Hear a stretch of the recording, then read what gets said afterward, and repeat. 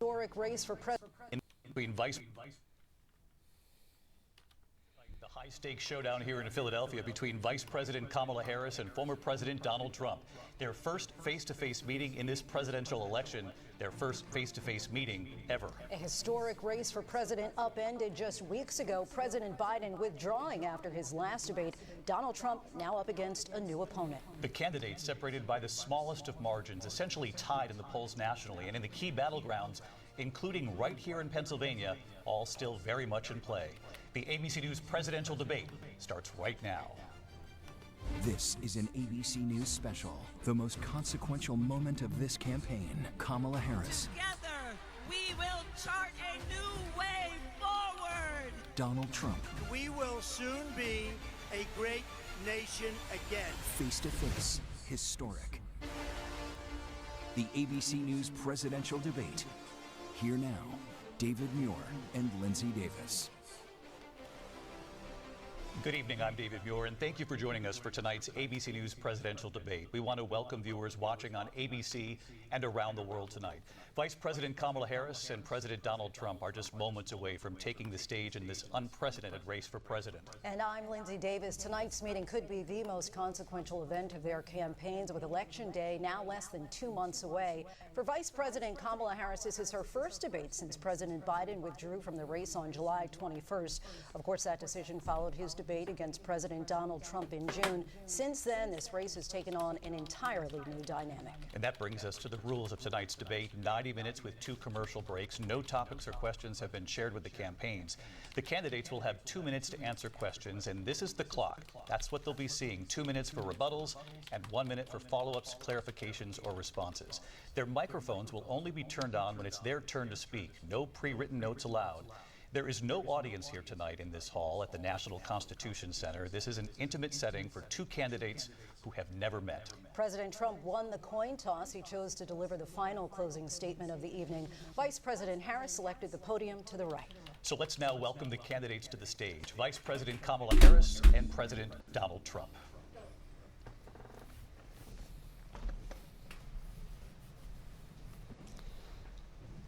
Kamala Harris. Let's have a good debate. Have fun. Thank you. Welcome to you both. It's wonderful to have you. It's an honor to have you both here tonight. Good evening. We are looking forward to a spirited and thoughtful debate. So let's get started. I want to begin tonight with the issue that voters repeatedly say is their #1 issue, and that is the economy and the cost of living in this country. Vice President Harris, you and President Trump were elected 4 years ago, and your opponent on the stage here tonight often asks his supporters, are you better off than you were 4 years ago? When it comes to the economy, do you believe Americans are better off than they were 4 years ago? So I was raised as a middle-class kid, and I am actually the only person on this stage who has a plan that is about lifting up the middle class and working people of America. I believe in the ambition, the aspirations, the dreams of the American people. And that is why I imagine and have actually a plan to build what I call an opportunity economy. Because here's the thing. We know that we have a shortage of homes and housing, and the cost of housing is too expensive for far too many people. We know that young families need support to raise their children, and I intend on extending a tax cut for those families of $6,000, which is the largest child tax credit that we have given in a long time, so that those young families can afford to buy a crib, buy a car seat, buy clothes for their children. My passion, one of them, is small businesses. My mother raised my sister and me, but there was a woman who helped raise us. We call her our second mother. She was a small business owner. I love our small businesses. My plan is to give a $50,000 tax deduction to startup small businesses, knowing they are part of the backbone of America's economy. My opponent, on the other hand, his plan is to do what he has done before, which is to provide a tax cut for billionaires and big corporations, which will result in $5 trillion to America's deficit. My opponent has a plan that I call the Trump sales tax, which would be a 20% tax on everyday goods that you rely on to get through the month.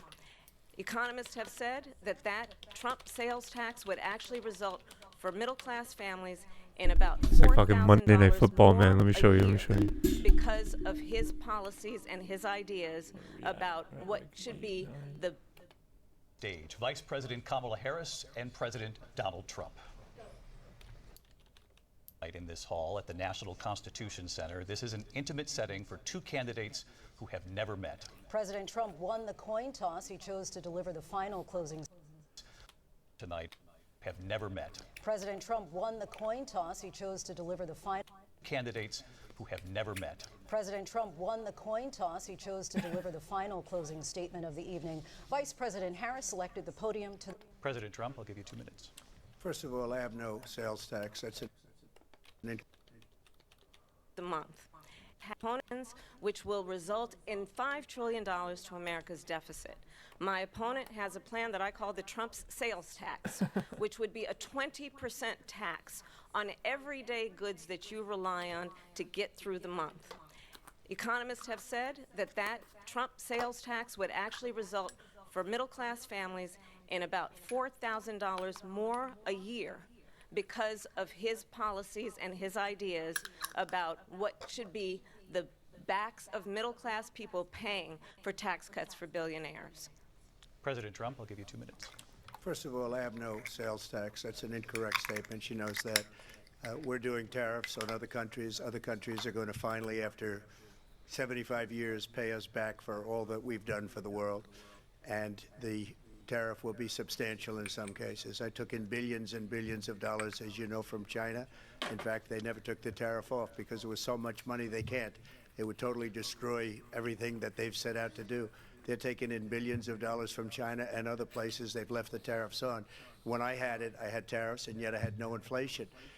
Look, we've had a terrible economy because inflation has, which is really known as a country buster. It breaks up countries. We have inflation like very few people have ever seen before, probably the worst in our nation's history. We were at 21%, but that's being generous because many things are 50, 60, 70, and 80% higher than they were just a few years ago. This has been a disaster for people, for the middle class, but for every class. On top of that, we have millions of people pouring into our country from prisons and jails, from mental institutions and insane asylums, and they're coming in and they're taking jobs that are occupied right now by African Americans and Hispanics, and also unions. Unions are going to be affected very soon. And you see what's happening. You see what's happening with towns throughout the United States. You look at Springfield, Ohio. You look at Aurora in Colorado. They are taking over the towns. They're taking over buildings. They're going in violently. These are the people that she and Biden led into our country, and they're destroying our country. They're dangerous. They're at the highest level of criminality, and we have to get them out. Like, We have to get 'em out fast. bro, I or created you know, one of the you understand. greatest Like, economies in the history of our country. I'll do it again and even better. We are going to get to immigration and border security during this debate, but look, I swear, like, I would over like half the Vice President country Harris to is respond on that. African American or Well, Hispanic. I would love Like, to. what is he Let's even talk talking about? about what Half of Donald Americans Trump are left fucking us. African Donald American or Trump Hispanic. left Like, us this guy's the insane. worst unemployment since the Great I don't know. Depression. Like, Donald Trump he might have left good policies, us but the man. worst public health epidemic in a century. Donald Trump not- left us I'm not the saying. worst Anyways, attack on you our know, you know my position. You know what? You know. since the Civil War. And what we have done is clean up Donald Trump's mess. What we have done and what I intend to do is build on what we know are the aspirations and the hopes of the American people. But I'm going to tell you all in this debate tonight, you're going to hear from the same old tired playbook a bunch of lies, grievances, and name-calling. What you're going to hear tonight is a detailed and dangerous plan called Project 2025 that the former president intends on implementing if he were elected again. I believe very strongly that the American people want a president who understands the importance of bringing us together, knowing we have so much more in common than what separates us, and I pledge to you to be a president for all Americans. President Trump will give you a minute here to respond. Number one, I have nothing to do, as you know, and as she knows better than anyone, I have nothing to do with Project 2025. That's out there. I haven't read it. I don't want to read it purposely. I'm not going to read it. This was a group of people that got together. They came up with some ideas, I guess some good, some bad, but it makes no difference. I have nothing to do. Everybody knows I'm an open book. Everybody knows what I'm going to do. Cut taxes very substantially and create a great economy like I did before. We had the greatest economy. We got hit with a pandemic. And the pandemic was not since 1917, where 100 million people died, has there been anything like it. We did a phenomenal job with the pandemic. We handed them over a country where the economy and where the stock market was higher than it was before the pandemic came in. Nobody's ever seen anything like it. We made ventilators for the entire world. We got gowns, we got masks, we did things that nobody thought possible. And people give me credit for rebuilding the military. They give me credit for a lot of things, but not enough credit for the great job we did with the pandemic. But the only jobs they got were bounce-back jobs. These were jobs bounced back, and it bounced back, and it went to their benefit. But I was the one that created them. They know it, and so does everybody else. Vice President Harris, I'll let you respond. So Donald Trump has no plan for you. And when you look at his economic plan, it's all about tax breaks for the richest people. I am offering what I describe as an opportunity economy, and the best economists in our country, if not the world, have reviewed our relative plans for the future of America. What Goldman Sachs has said is that Donald Trump's plan would make the economy worse, mine would strengthen the economy. What the Wharton School has said is Donald Trump's plan would actually explode the deficit. 16 Nobel laureates have described his economic plan as something that would increase inflation and by the middle of next year would invite a recession. You just have to look at where we are and where we stand on the issues. And I'd invite you to know that Donald Trump actually has no plan for you because he is more interested in defending himself than he is in looking out for you. It's just a soundbite. They gave her that to say. I went to the What a Wharton shot. School of Finance, and many of those professors, the top professors, think my plan is a brilliant plan. It's a great plan. It's a plan that's going to bring up our worth, our value as a country. It's going to make people want to be able to go and work and create jobs and create a lot of good, solid money for our country. And just to finish off, she doesn't have a plan. She copied Biden's plan, and it's like 4 sentences, like run, spot, run. 4 sentences that are just, oh, we'll try and lower taxes. She doesn't have a plan. Take a look at her plan. She doesn't have a plan. Mr. President, I do want to drill down on something you both brought up. The Vice President brought up your tariffs. You responded, and let's drill down on this, because your plan is what she calls is essentially a national sales tax. Your proposal calls for tariffs, as you pointed out here, on foreign imports across the board. You recently said that you might double your plan, imposing tariffs up to 20% on goods coming into this country. As you know, many economists say that with tariffs at that level, costs are then passed on to the consumer. Vice President Harris has argued it'll mean higher prices on gas, food, clothing, medication, arguing it costs the typical family nearly $4,000 a year. Do you believe Americans can afford higher prices because of tariffs? They're not going to have higher prices. What's going to have and who's going to have higher prices is China and all of the countries that have been ripping us off for years. I was the only president ever. China was paying us hundreds of billions of dollars, and so were other countries. And, you know, if she doesn't like them, they should have gone out and they should have immediately cut the tariffs. But those tariffs are there 3.5 years now under their administration. We are going to take in billions of dollars, hundreds of billions of dollars. I had no inflation, virtually no inflation. They had the highest inflation perhaps in the history of our country, because I've never seen a worse period of time. People can't go out and buy cereal or bacon or eggs or anything else.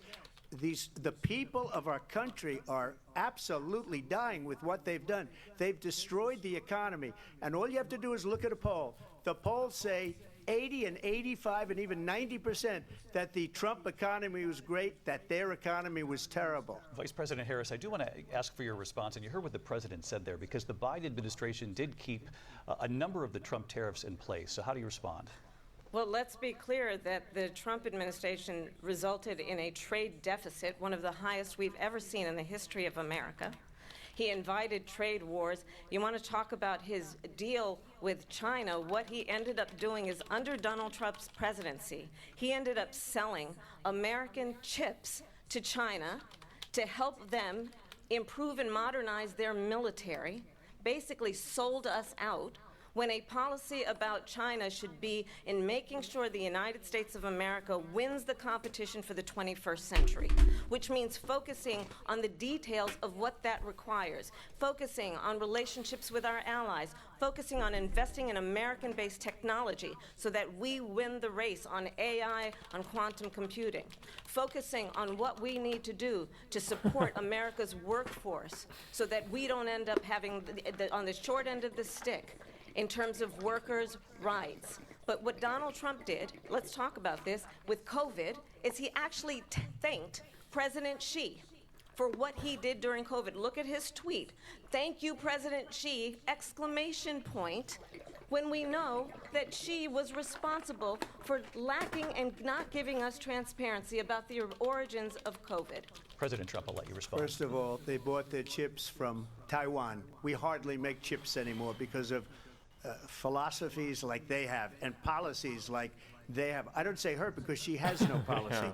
Everything that she believed 3 years ago and 4 years ago is out the window.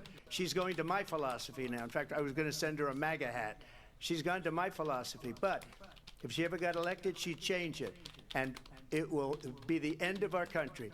She's a Marxist. Everybody knows she's a Marxist. Her father's a Marxist professor in economics, and he taught her well. But when you look at what she's done to our country, and when you look at these millions and millions of people that are pouring into our country monthly, where it's, I believe, 21 million people, not the 15 that people say, and I think it's a lot higher than the 21. That's bigger than New York State pouring in. And just look at what they're doing to our country. They're criminals. Many of these people coming in are criminals. And that's bad for our economy, too. You know, you mentioned before, we'll talk about immigration later. Well, bad immigration is the worst thing that can happen to our economy. They have, and she has, destroyed our country with policy that's insane. Almost policy that you'd say they have to hate our country. President Trump, thank you. Lindsay? I want to turn to the issue of abortion. President Trump, you've often touted that you were able to kill Roe v. Wade. Last year, you said that you were proud to be the most pro-life president in American history. Then last month, you said that your administration would be great for women and their reproductive rights. In your home state of Florida, you surprised many with regard to your 6-week abortion ban because you initially had said that it was too short. And you said, quote, I'm going to be voting that we need more than 6 weeks. But then the very next day, you reversed course and said you would vote to support the 6-week ban.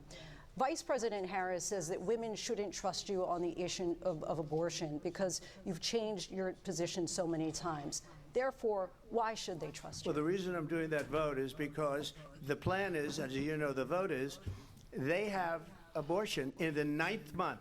They even have, and you can look at the governor of West Virginia, the previous governor of West Virginia, not the current governor, who's doing an excellent job, but the governor before, he said the baby will be born and we will decide what to do with the baby. In other words, we'll execute the baby. And that's why I did that, because that predominates, because they're radical. The Democrats are radical in that. And her vice presidential pick, which I think was a horrible pick, by the way, for our country, because he is really out of it.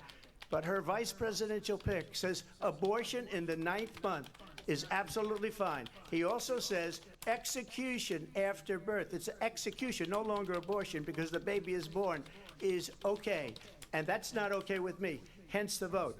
But what I did is something for 52 years they've been trying to get Roe v. Wade into the states. And through the genius and heart and strength of 6 Supreme Court justices, we were able to do that. Now, I believe in the exceptions for rape, incest, and life of the mother. I believe strongly in it. Ronald Reagan did also. 85% of Republicans do. Exceptions. Very important. But we were able to get it, and now states are voting on it. And for the first time, you're going to see, look, this is an issue that's torn our country apart for 52 years. Every legal scholar, every Democrat, every Republican, liberal, conservative, they all wanted this issue to be brought back to the states where the people could vote. And that's what happened. Now, Ohio, the vote was somewhat liberal. Kansas, the vote was somewhat liberal, much more liberal than people would have thought. But each individual state is voting. It's the vote of the people now. It's not tied up in the federal government. I did a great service in doing it. It took courage to do it. And the Supreme Court had great courage in doing it. And I give tremendous credit to those 6 justices. There is no state in this country where it is legal to kill a baby after it's born. Madam Vice President, I want to get your response to President Trump. Well, as I said, you're going to hear a bunch of lies, and that's not actually a surprising fact. Let's understand how we got here. Donald Trump hand-selected 3 members of the United States Supreme Court with the intention that they would undo the protections of Roe v. Wade. And they did exactly as he intended. And now in over 20 states, there are Trump abortion bans, which make it criminal for a doctor or nurse to provide health care. In one state, it provides prison for life. Trump abortion bans that make no exception even for rape and incest, which understand what that means. A survivor of a crime of violation to their body does not have the right to make a decision about what happens to their body next. That is immoral. And one does not have to abandon their faith or deeply held beliefs to agree. The government, and Donald Trump certainly, should not be telling a woman what to do with her body. I have talked with women around our country. You want to talk about this is what people wanted? Pregnant women who want to carry a pregnancy to term, suffering from a miscarriage, being denied care in an emergency room because the healthcare providers are afraid they might go to jail, and she's bleeding out in a car in the parking lot. She didn't want that. Her husband didn't want that. A 12 or 13-year-old survivor of incest being forced to carry a pregnancy to term. They don't want that. And I pledge to you, when Congress passes a bill to put back in place the protections of Roe v. Wade, as President of the United States, I will proudly sign it into law. But understand, if Donald Trump were to be reelected, he will sign a national abortion ban. Understand, in his Project 2025, there would be a national abortion, a monitor that would be monitoring your pregnancies, your miscarriages. I think the American people believe that certain freedoms, in particular the freedom to make decisions about one's own body, should not be made by the government. Thank you, Vice President Harris. Well, there she goes again. It's a lie. I'm not signing a ban, and there's no reason to sign a ban, because we've gotten what everybody wanted. Democrats, Republicans, and everybody else, and every legal scholar wanted it to be brought back into the states, and the states are voting. And it may take a little time, but for 52 years, this issue has torn our country apart, and they've wanted it back in the states. And I did something that nobody thought was possible. The states are now voting. What she says is an absolute lie.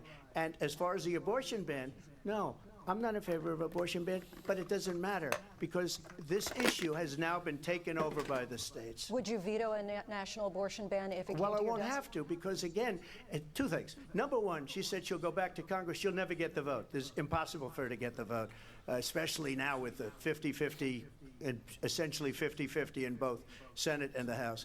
She's not going to get the vote. She can't get the vote. She won't even come close to it. So it's just talk. You know what it reminds me of? When they said they're going to get student loans terminated, and it ended up being a total catastrophe. The student loans, and then her, I think probably her boss, if you call him a boss, he spends all his time on the beach. But look, her boss went out and said, we'll do it again. We'll do it a different way. And he went out, got rejected again by the Supreme Court. So all these students got taunted with this whole thing about this whole idea, and how unfair that would have been. Part of the reason they lost to the millions and millions of people that had to pay off their student loans. They didn't get it for free, but they were saying it's the same way that they talked about that they talk about abortion. But if I could just get a yes or no, because your running mate, J.D. Vance, has said that you would veto it if it did come to your desk. Well, I didn't discuss it with J.D. In all fairness, J.D., and I don't mind if he has a certain view, but I think he was speaking for me, but I really didn't. Look, we don't have to discuss it, because she'd never be able to get it, just like she couldn't get student loans. They couldn't get student loans. They didn't even come close to getting student loans. They taunted young people and a lot of other people that had loans. they can never get this approved. So it doesn't matter what she says about going to Congress. Well, wonderful, let's go to Congress, do it. But the fact is that for years they wanted to get it out of Congress and out of the federal government, and we did something that everybody said couldn't be done. And now you have a vote of the people on abortion. Vice President Harris, I want to give you your time to respond, but I do want to ask, would you support any restrictions on a woman's right to an abortion? I absolutely support reinstating the protections of Roe v. Wade, and as you rightly mentioned, nowhere in America is a woman carrying a pregnancy to term and asking for an abortion. That is not happening. It's insulting to the women of America. And understand what has been happening under Donald Trump's abortion bans. Couples who pray and dream of having a family are being denied IVF treatments. What is happening in our country? Working people, working women who are working 1 or 2 jobs, who can barely afford childcare as it is, have to travel to another state to get on a plane sitting next to strangers to go and get the health care she needs. Barely can afford to do it, and what you are putting her through is unconscionable. And the people of America have not, the majority of Americans believe in a woman's right to make decisions about her own body, and that is why in every state where this issue has been on the ballot, in red and blue states both, the people of America have voted for freedom. Vice President Harris, Excuse me, I have to respond. Another lie. It's another lie. I have been a leader on IVF, which is fertilization. The IVF, I have been a leader. In fact, when they got a very negative decision on IVF from the Alabama courts, I saw the people of Alabama and the legislature 2 days later voted it in. I've been a leader on it. They know that, and everybody else knows it. I have been a leader on fertilization, IVF. And the other thing, you should ask, will she allow abortion in the 8th month, 9th month, 7th month? Come on. Okay, would you do that? Why don't you ask her that question? Why don't you answer That's the problem. question? Would you because veto? under Roe v. Answer Wade, the question, you would you could veto? you could do abortions in the 7th month, the 8th month, the 9th That's month, not true. and probably after birth. Just look at the governor, former governor of Virginia. The governor of Virginia said we put the baby aside and then we determine what we want to do with the baby. President Trump, thank you. We're going to turn now to immigration and border security. We know it's an issue that's important to Republicans, Democrats, voters across the board in this country. Vice President Harris, you were tasked by President Biden with getting to the root causes of migration from Central America. We know that illegal border crossings reached a record high in the Biden administration. This past June, President Biden imposed tough new asylum restrictions. We know the numbers since then have dropped significantly.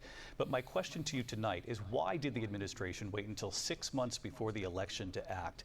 And would you have done anything differently from President Biden on this? So I'm the only person on this stage who has prosecuted transnational criminal organizations for the trafficking of guns, drugs, and human beings. And let me say that the United States Congress, including some of the most conservative members of the United States Senate, came up with a border security bill which I supported. And that bill would have put 1,500 more border agents on the border to help those folks who are working there right now overtime, trying to do their job. It would have allowed us to stem the flow of fentanyl coming into the United States. I know there are so many families watching tonight who have been personally affected by the surge of fentanyl in our country. That bill would have put more resources to allow us to prosecute transnational criminal organizations for trafficking in guns, drugs, and human beings. But you know what happened to that bill? Donald Trump got on the phone, called up some folks in Congress, and said, kill the bill. And you know why? Because he'd prefer to run on a problem instead of fixing a problem. And understand, this comes at a time where the people of our country actually need a leader who engages in solutions, who actually addresses the problems at hand. But what we have in the former president is someone who would prefer to run on a problem instead of fixing a problem. And I'll tell you something, he's going to talk about immigration a lot tonight, even when it's not the subject that is being raised. And I'm going to actually do something really unusual, and I'm going to invite you to attend one of Donald Trump's rallies, because it's a really interesting thing to watch. You will see during the course of his rallies, he talks about fictional characters like Hannibal Lecter. He will talk about windmills cause cancer. And what you will also notice is that people start leaving his rallies early out of exhaustion and boredom. And I will tell you, the one thing you will not hear him talk about is you. You will not hear him talk about your needs, your dreams, and your desires. And I'll tell you, I believe you deserve a president who actually puts you first, and I pledge to you that I will. Vice President Harris, thank you. President Trump, on that point, I want to get your response. Well, I would like to respond. Let me just ask, though, why did you try to kill that bill, and successfully so, that would have put thousands of additional agents and officers on the border? First, let me respond as to the Please. rallies. She said people start leaving. People don't go to her rallies. There's no reason to go. And the people that do go, she's bussing them in and paying them to be there, and then showing them in a different light. So she can't talk about that. People don't leave my rallies. We have the biggest rallies, the most incredible rallies in the history of politics. That's because people want to take their country back. Our country is being lost. We're a failing nation. And it happened 3.5 years ago. And what's going on here, you're going to end up in World War III, just to go into another subject. What they have done to our country by allowing these millions and millions of people to come into our country, and look at what's happening to the towns all over the United States. And a lot of towns don't want to talk. It's not going to be Aurora or Springfield. A lot of towns don't want to talk about it because they're so embarrassed by it. In Springfield, they're eating the dogs, the people that came in. They're eating the cats. They're eating the pets of the people that live there. And this is what's happening in our country, and it's a shame. As far as rallies are concerned, as far as the reason they go is they like what I say. They want to bring our country back. They want to make America great again. It's a very simple phrase, make America great again. She's destroying this country, and if she becomes president, this country doesn't have a chance of success. Not only success, we'll end up being Venezuela on steroids. I just want to clarify here. You bring up Springfield, Ohio, and ABC News did reach out to the city manager there. He told us there have been no credible reports of specific claims of pets being harmed, injured, or abused by individuals within the immigrant community. Well, All I've this, seen people on television. let me God, just say, man, this is imagine the- like someone's like It's kids just like my just dog watching was their taken parents and just sees used for Trump. food. So maybe he said that, and maybe that's a good Yeah. thing to say for a city manager. I'm not taking this. But it's from true, they people did who are dump, taking like, it from the city saying their manager. dog was Thousands eaten of by Haitians the in people that went Ohio there. City, random. Again, Springfield city quiet manager says there's cities. no evidence of that. Vice President find Harris, out. I'll let you respond to the rest of what you've heard. You talk about extreme. You know, this is, I think, one of the reasons why in this election I actually have the endorsement of 200 Republicans who have formerly worked with President Bush, Mitt Romney, and John McCain, including the endorsement of former Vice President Dick Cheney and Congress member Liz Cheney. And if you want to really know the inside track on who the former president is, if he didn't make it clear already, just ask people who have worked with him. His former chief of staff, a 4-star general, has said he has contempt for the Constitution of the United States. His former national security advisor has said he is dangerous and unfit. His former Secretary of Defense has said the nation, the Republic, would never survive another Trump term. And when we listen to this kind of rhetoric, when the issues that affect the American people are not being addressed, I think the choice is clear in this election. President Trump, I'll give you a quick minute to respond Yeah. here. Thank you, because when I hear that, see, I'm a different kind of a person. I fired most of those people. Not so graciously. They did bad things or a bad job. I fired them. They never fired one person. They didn't fire anybody having to do with Afghanistan and the Taliban and the 13 people who's were just killed, viciously and violently killed, and I got to know the parents and the family. They didn't fire. They should have fired all those generals, all those top people, because that was one of the most incompetently handled situations anybody has ever seen. So when somebody does a bad job, I fire him.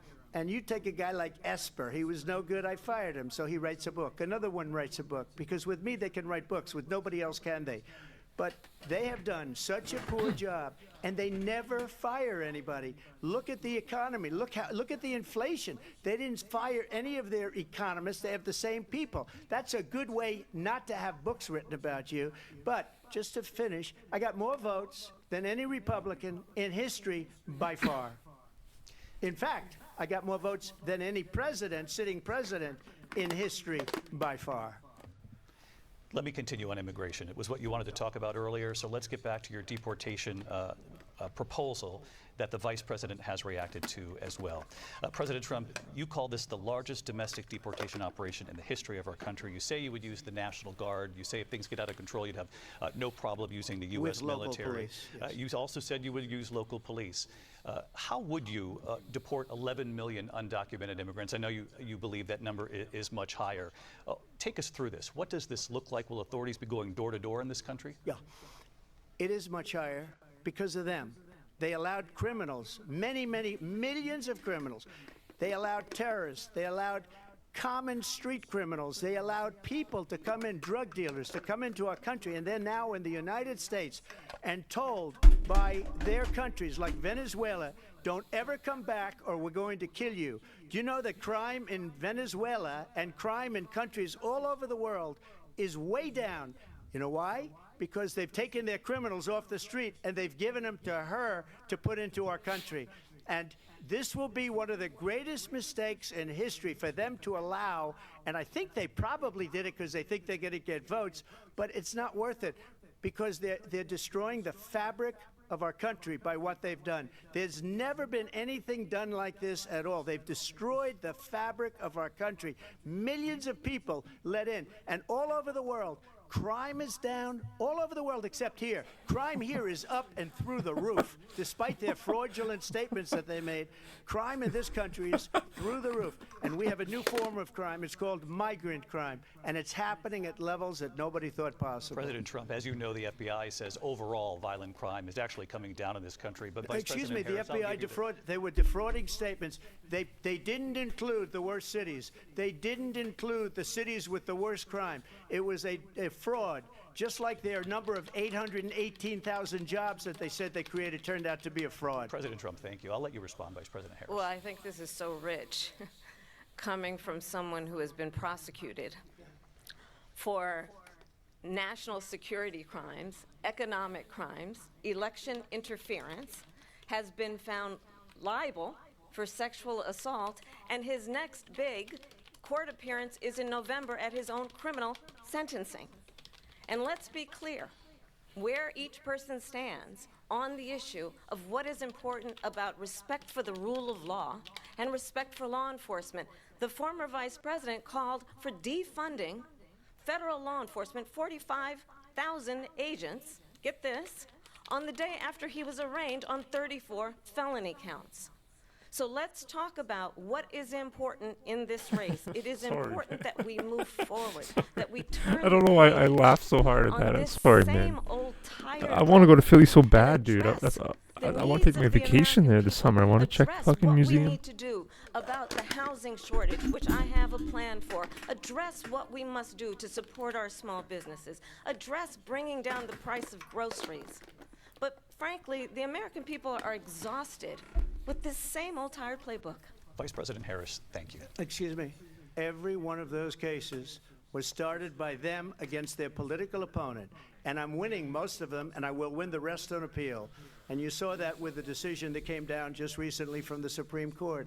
I'm winning most of them. But those are cases, it's called weaponization. Never happened in this country. They weaponized the Justice Department. Every one of those cases was involved with the DOJ, from Atlanta and Fani Willis to the Attorney General of New York and the DA in New York. Every one of those cases.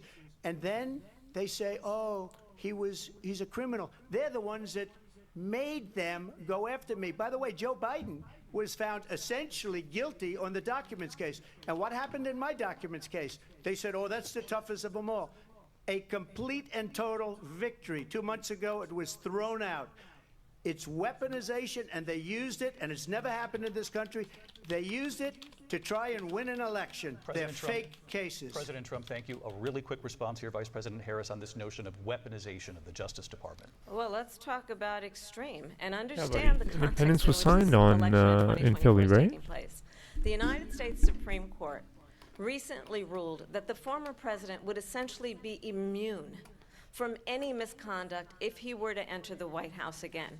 Understand, this is someone who has openly said he would terminate, I'm quoting, terminate the Constitution of the United States, that he would weaponize the Department of Justice against his political enemies.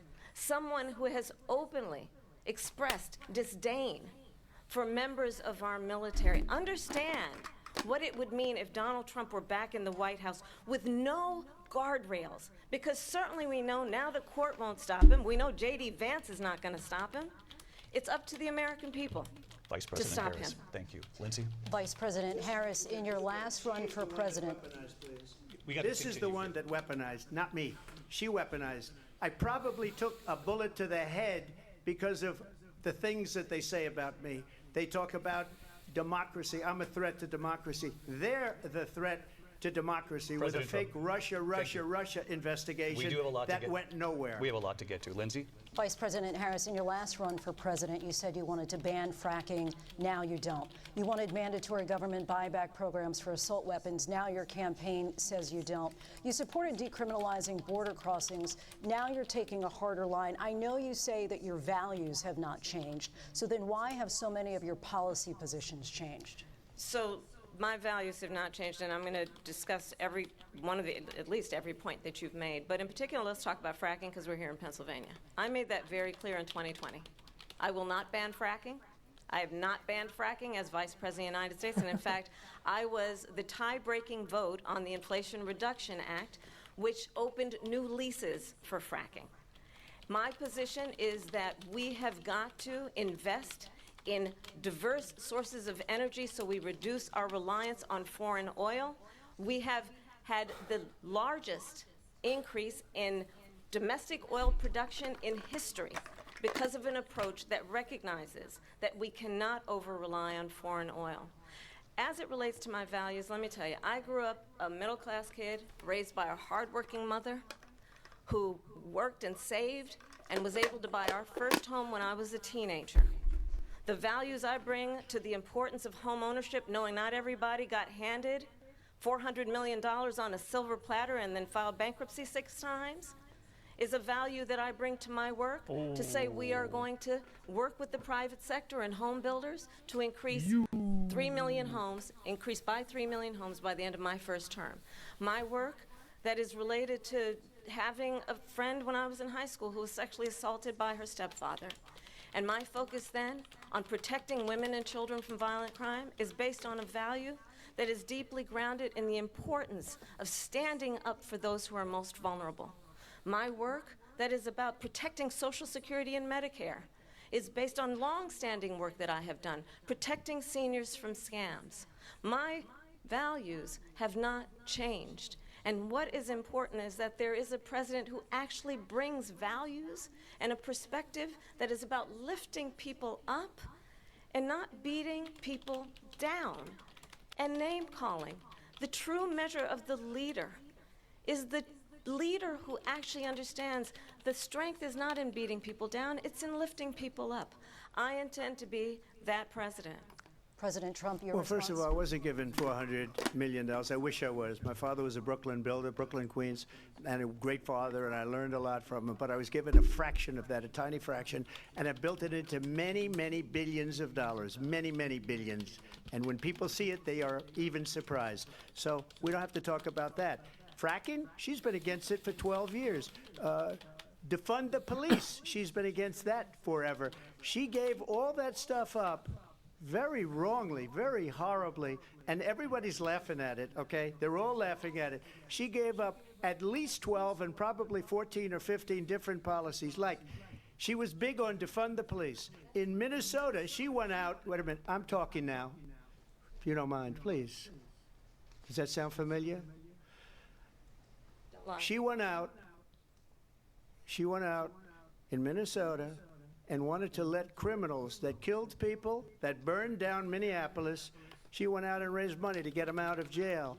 She did things that nobody would ever think of. Now she wants to do transgender operations on illegal aliens that are in prison. This is a radical left liberal that would do this. She wants to confiscate your guns, and she will never allow fracking in Pennsylvania. if she won the election, fracking in Pennsylvania will end on day one. Just to finish one thing so important in my opinion. So I got the oil business going like nobody has ever done before. When they took over, they got rid of it, started getting rid of it, and the prices were going up the roof. They immediately let these guys go to where they were. I would have been 5 times, 4 times, 5 times higher, because you're talking about 3.5 years ago. They got it up to where I was because they had no choice, because the prices of energy were quadrupling and doubling. You saw what happened to gasoline. So they said, let's go back to Trump. But if she won the election, the day after that election, they'll go back to destroying our country, and oil will be dead, fossil fuel will be dead, we'll go back to windmills, and we'll go back to solar, where they need a whole desert to get some energy to come out. You ever see a solar plant? By the way, I'm a big fan of solar, but they take 400, 500 acres of desert President soil. Trump, we have a These lot are of not good issues things that we for the have to get to. environment, as We're she out of time. understands. Thank you. Lindsay, thank you. We have an election in just 56 days. And I want to talk about the peaceful transfer of power, which, of course, we all know is a cornerstone of our democracy, and the role of a president in a moment of crisis. Mr. President, on January 6th, you told your supporters to march to the Capitol. You said you would be right there with them. The country and the world saw what played out at the Capitol that day, the officers coming under attack. Aides in the West Wing say you watched it unfold on television off the Oval Office. You did send out tweets, but it was more than 2 hours before you sent out that video message telling your supporters to go home. Is there anything you regret about what you did on that day? You just said a thing that isn't covered. Peacefully and patriotically, I said during my speech, not later on. Peacefully and patriotically. And nobody on the other side was killed. Ashley Babbitt was shot by an out-of-control police officer that should have never, ever shot her. It's a disgrace. But we didn't do this group of people that have been treated so badly. I ask, what about all the people that are pouring into our country and killing people that she allowed to pour in? She was the border czar, remember that. She was the border czar. She doesn't want to be called the border czar because she's embarrassed by the border. In fact, she said at the beginning, oh, I'm surprised you're not talking about the border yet. That's because she knows what a bad job they've done. What about those people? When are they going to be prosecuted? When are these people from countries all over the world, not just South America, they're coming in from all over the world, David, all over the world, and crime rates are down all over the world because of it. But let me just when ask are those, David, when are those people going to be prosecuted? When are the people that burned down Minneapolis going to be prosecuted? Or in Seattle? They went into Seattle, they took over a big percentage of the city of Seattle. When are those people going to be prosecuted? But let me just ask you. You might ask her that question. You were the president. You were watching it unfold on television. It's a very simple question as we move forward toward another election. Is there anything you regret about what you did on that day? Yes or no? I had nothing to do with that other than they asked me to make a speech. I showed up for a speech. I said, I think it's going to be big. I went to Nancy Pelosi and the mayor of Washington, D.C., and the mayor put it back in writing, as you know. I said, you know, this is going to be a very big rally or whatever you want to call it. And again, it wasn't done by me. It was done by others. I said, I'd like to give you 10,000 National Guard or soldiers. They rejected me. Nancy Pelosi rejected me. It was just 2 weeks ago. Her daughter has a tape of her saying she is fully responsible for what happened. What's up, brother? How are you, man? It would have never happened if Nancy Pelosi and the mayor of Washington did their jobs. I wasn't responsible for security. Nancy Pelosi was responsible. She didn't do her job. The question was about you as president, not about former Speaker Pelosi, but I do want Vice President Harris to respond here. I was at the Capitol on January 6th. I was the vice president-elect. I was also an acting senator. I was there. And on that day, the President of the United States incited a violent mob to attack our nation's capital, to desecrate our nation's capital. On that day, 140 law enforcement officers were injured, and some died. And understand, the former president has been indicted and impeached for exactly that reason. But this is not an isolated situation. Let's remember Charlottesville, where there was a mob of people carrying tiki torches, spewing anti-Semitic hate. And what did the president then at the time say? there were fine people on each side. Let's remember that when it came to the Proud Boys, a militia, the former president said, stand back and stand by. So for everyone watching who remembers what January 6th was, I say we don't have to go back. Let's not go back. We're not going back. It's time to turn the page. And if that was a bridge too far for you, well, there is a place in our campaign for you to stand for country, to stand for our democracy, to stand for rule of law, and to end the chaos, and to end the approach that is about attacking the foundations of our democracy because you don't like the outcome. And be clear on that point. Donald Trump, the candidate, has said in this election there will be a bloodbath if this and the outcome of this election is not to his liking. Let's turn the page on this. Let's not go back. Let's chart a course for the future and not go backwards to the past. Let me just follow up here. It was a different term, and it was a term that related to energy because they have destroyed our energy business. That was where bloodbath was. Also, on Charlottesville, that story has been, as you would say, debunked. Laura Ingraham, Sean Hannity, Jesse, all of these people, they covered it. If they go an extra sentence, they will see it was perfect. It was debunked in almost every newspaper, but they still bring it up, just like they bring 2025 up. They bring all of this stuff up. I ask you this. You talk about the Capitol. Why are we allowing these millions of people to come through on the southern border? How come she's not doing anything? And I'll tell you what I would do, and I would be very proud to do it. I would say we would both leave this debate right now. I'd like to see her go down to Washington, D.C. during this debate because we're wasting a lot of time. Go down to, because she's been so bad, it's so ridiculous. Go down to Washington, D.C. and let her sign a bill to close up the border because they have the right to do it. They don't need bills. They have the right to do it. The President of the United States, you'll get him out of bed, you'll wake him up at 4 o'clock in the afternoon, you'll say, come on down to the office, let's sign a bill. If he signs a bill that the border is closed, all he has to do is say it to the Border Patrol, who are phenomenal. If they do that, the border is closed. Mr. Those President, people are killing many people, unlike J6. We talked immigration here tonight. I do want to focus on this next issue to both of you because it really brings us this into focus, truth in these times that we're living in. Mr. President, for 3.5 years after you lost the 2020 election, you repeatedly falsely claimed that you won, many times saying you won in a landslide. In the past couple of weeks leading up to this debate, you have said, quote, you lost by a whisker, that you, quote, didn't quite make it, that you came up a little bit short. I said that? Are you now acknowledging that you lost in 2020? No, I don't acknowledge that at all. But I you said did that say sarcastically. That. You know that. It was said, oh, we lost by a whisker. That was said sarcastically. Look, there's so much proof. All you have to do is look at it. And they should have sent it back to the legislatures for approval. I got almost 75 million votes, the most votes any sitting president has ever gotten. I was told if I got 63, which was what I got in 2016, you can't be beaten.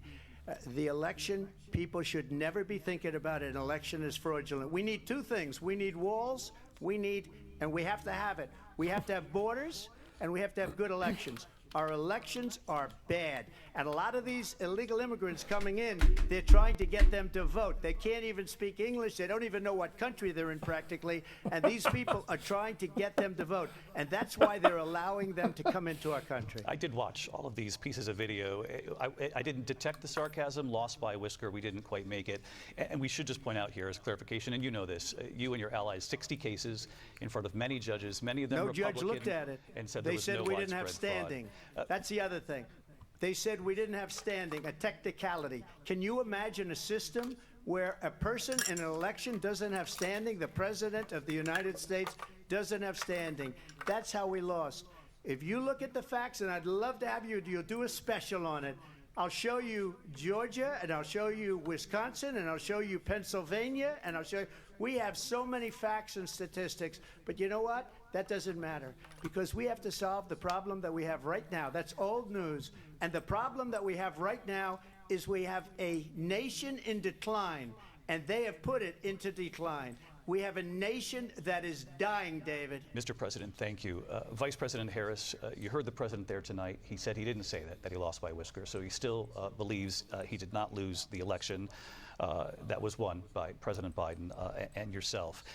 But I do want to ask you about something that's come up in the last couple of days. This was a post from President Trump about this upcoming election just weeks away. He said, when I win, those people who cheated, and then he lists donors, voters, election officials, he says will be prosecuted to the fullest extent of the law, which will include long-term prison sentences. One of your campaign's top lawyers responded saying, we won't let Donald Trump intimidate us. We won't let him suppress the vote. Is that what you believe he's trying to do here? Donald Trump was fired by 81 million people. So let's be clear about that. And clearly he is having a very difficult time processing that. But we cannot afford to have a president of the United States who attempts, as he did in the past, to upend the will of the voters in a free and fair election. And I'm going to tell you that I have traveled the world as Vice President of the United States, and world leaders are laughing at Donald Trump.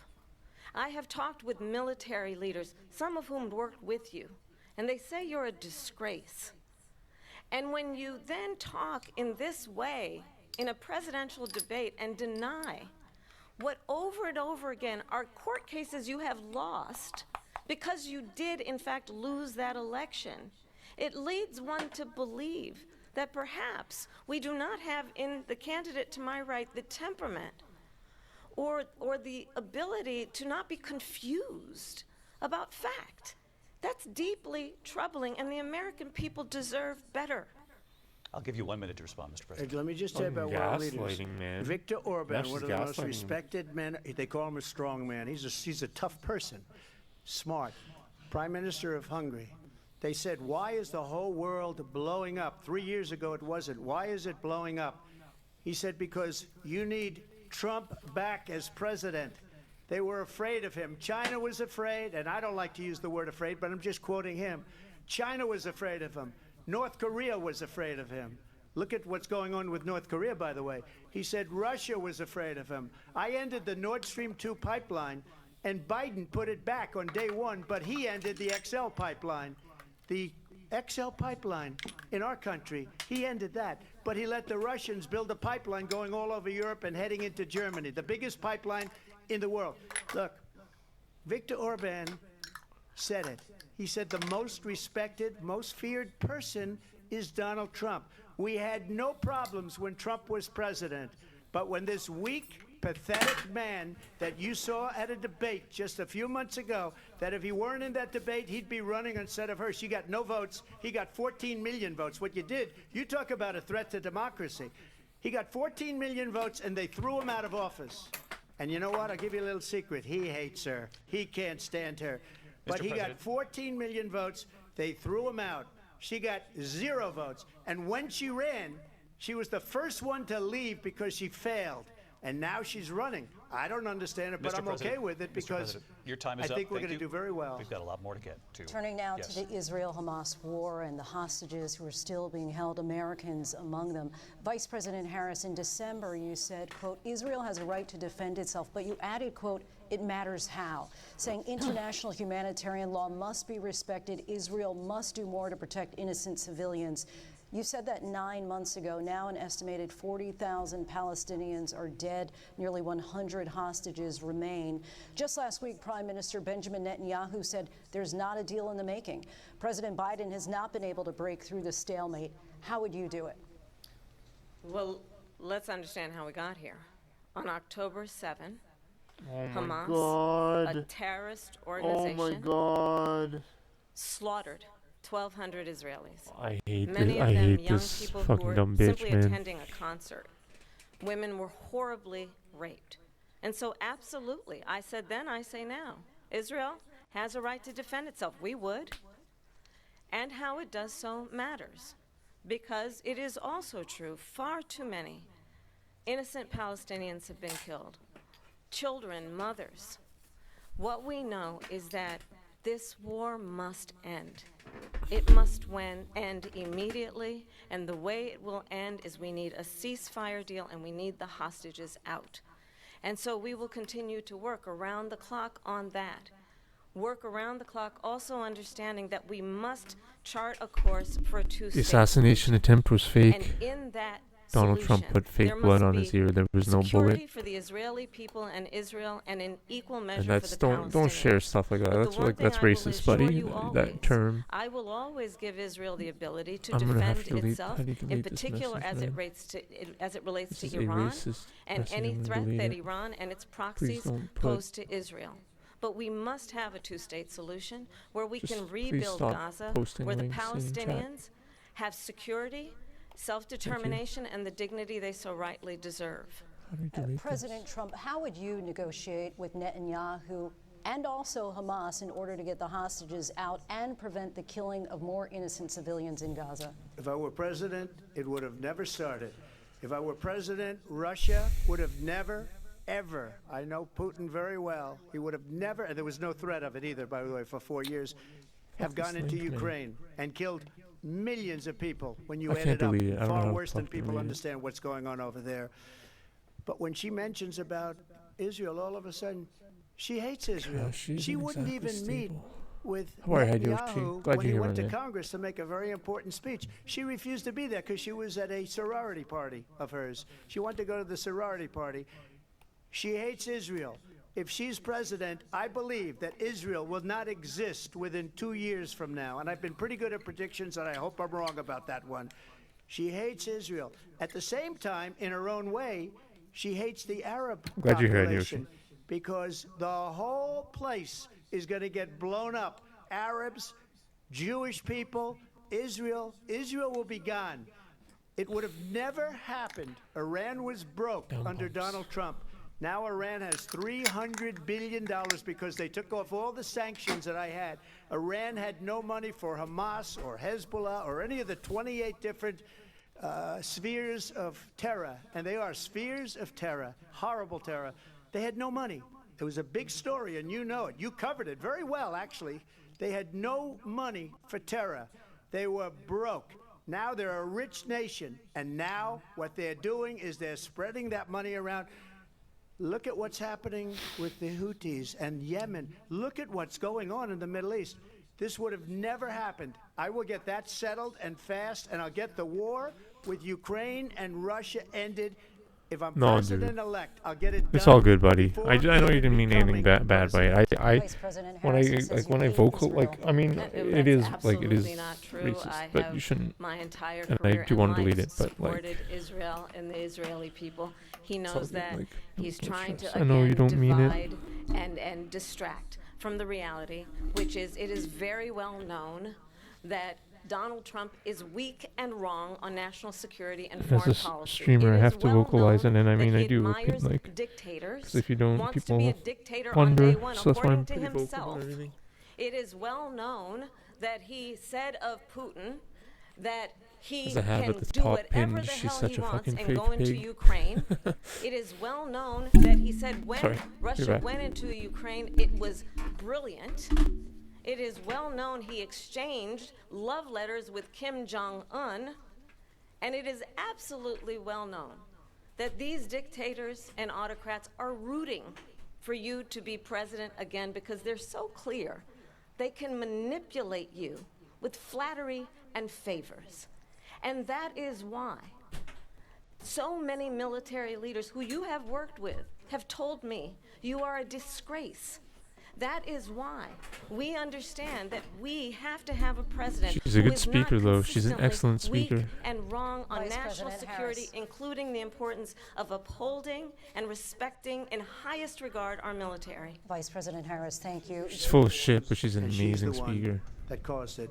That's weak on national amazing, but security she's a very by good allowing speaker. every nation last month for the year, 168 different countries Like, Trump is sending an people into our excellent country. speaker, and, Their like, crime rates are way Kamala down. is holding her Putin own. endorsed her last week.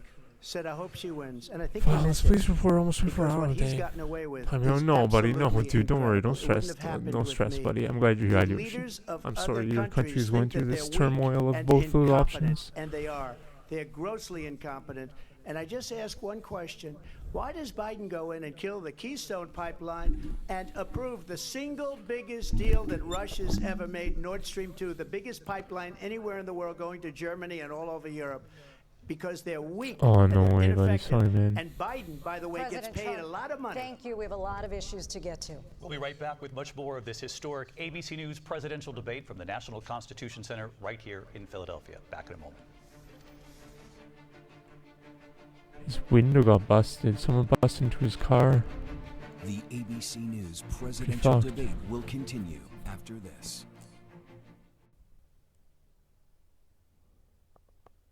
I don't know, man. Other than the lies, I'm impressed with Kamala. Other than like the sheer lies and gaslighting, I'm actually very impressed with how she speaks.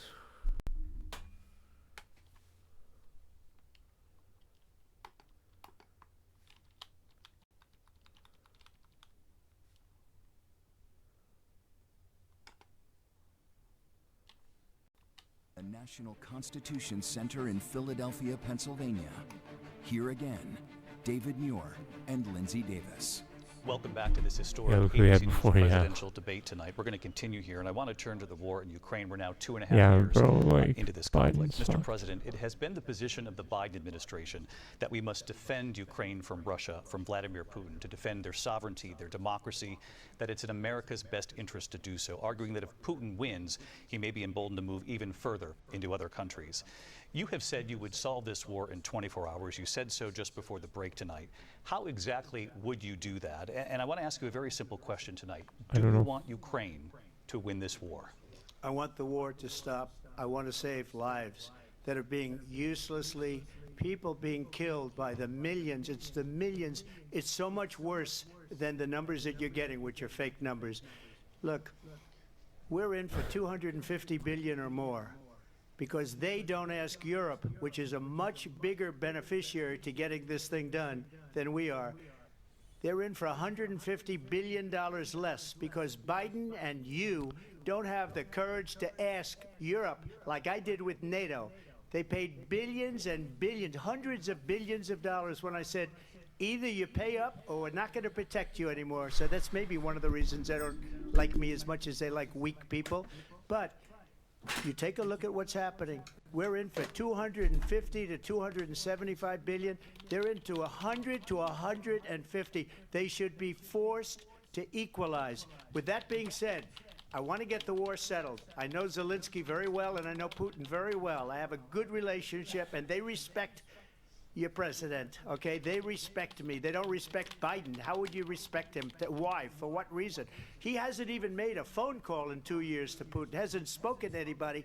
They don't even try and get it. That is a war that's dying to be settled. I will get it settled before I even become president. If I win, when I'm president-elect, and what I'll do is I'll speak to one, I'll speak to the other, I'll get them together. That war would have never happened. And in fact, when I saw Putin after I left, unfortunately left because our country has gone to hell. But after I left, when I saw him building up soldiers, he did it after I left, I said, oh, he must be negotiating. It must be a good, strong point of negotiation. Well, it wasn't, because Biden had no idea how to talk to him. He had no idea how to stop it. And now you have millions of people dead, and it's only getting worse, and it could lead to World War III. Don't kid yourself, David. We're playing with World War III, and we have a president that we don't even know if he's... Where is our president? We don't even know if he's a president. And just to clarify they here... threw him out of a campaign like a dog. We don't even know. Is he our president? But we have a president, Mr. President, that doesn't know he's alive. Your time is up. Just to clarify in the question, do you believe it's in the U.S. best interest for Ukraine to win this war, yes or no? I think it's the U.S. best interest to get this war finished and just get it done. All right. Negotiate a deal, because we have to stop all of these human lives from being destroyed. I want to take this to Vice President Harris. I want to get your thoughts on support for Ukraine in this moment, but also, as Commander-in-Chief, if elected, how would you deal with Vladimir Putin, and would it be any different from what we're seeing from President Biden?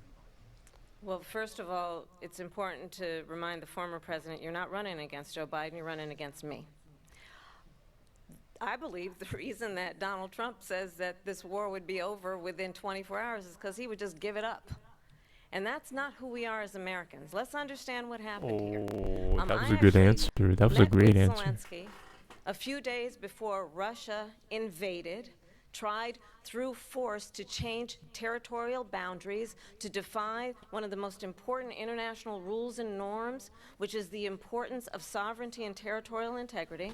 And I met with President Zelensky. I shared with him American intelligence about how he could defend himself. Days later, I went to NATO's eastern flank, to Poland and Romania.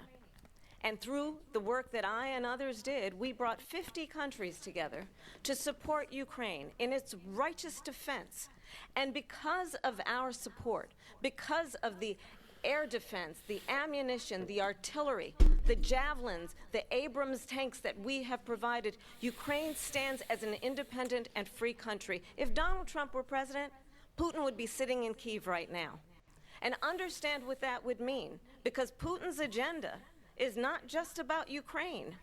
Understand why the European allies and our NATO allies are so thankful that you are no longer president, and that we understand the importance of the greatest military alliance the world has ever known, which is NATO, and what we have done to preserve the ability of Zelensky and the Ukrainians to fight for their independence.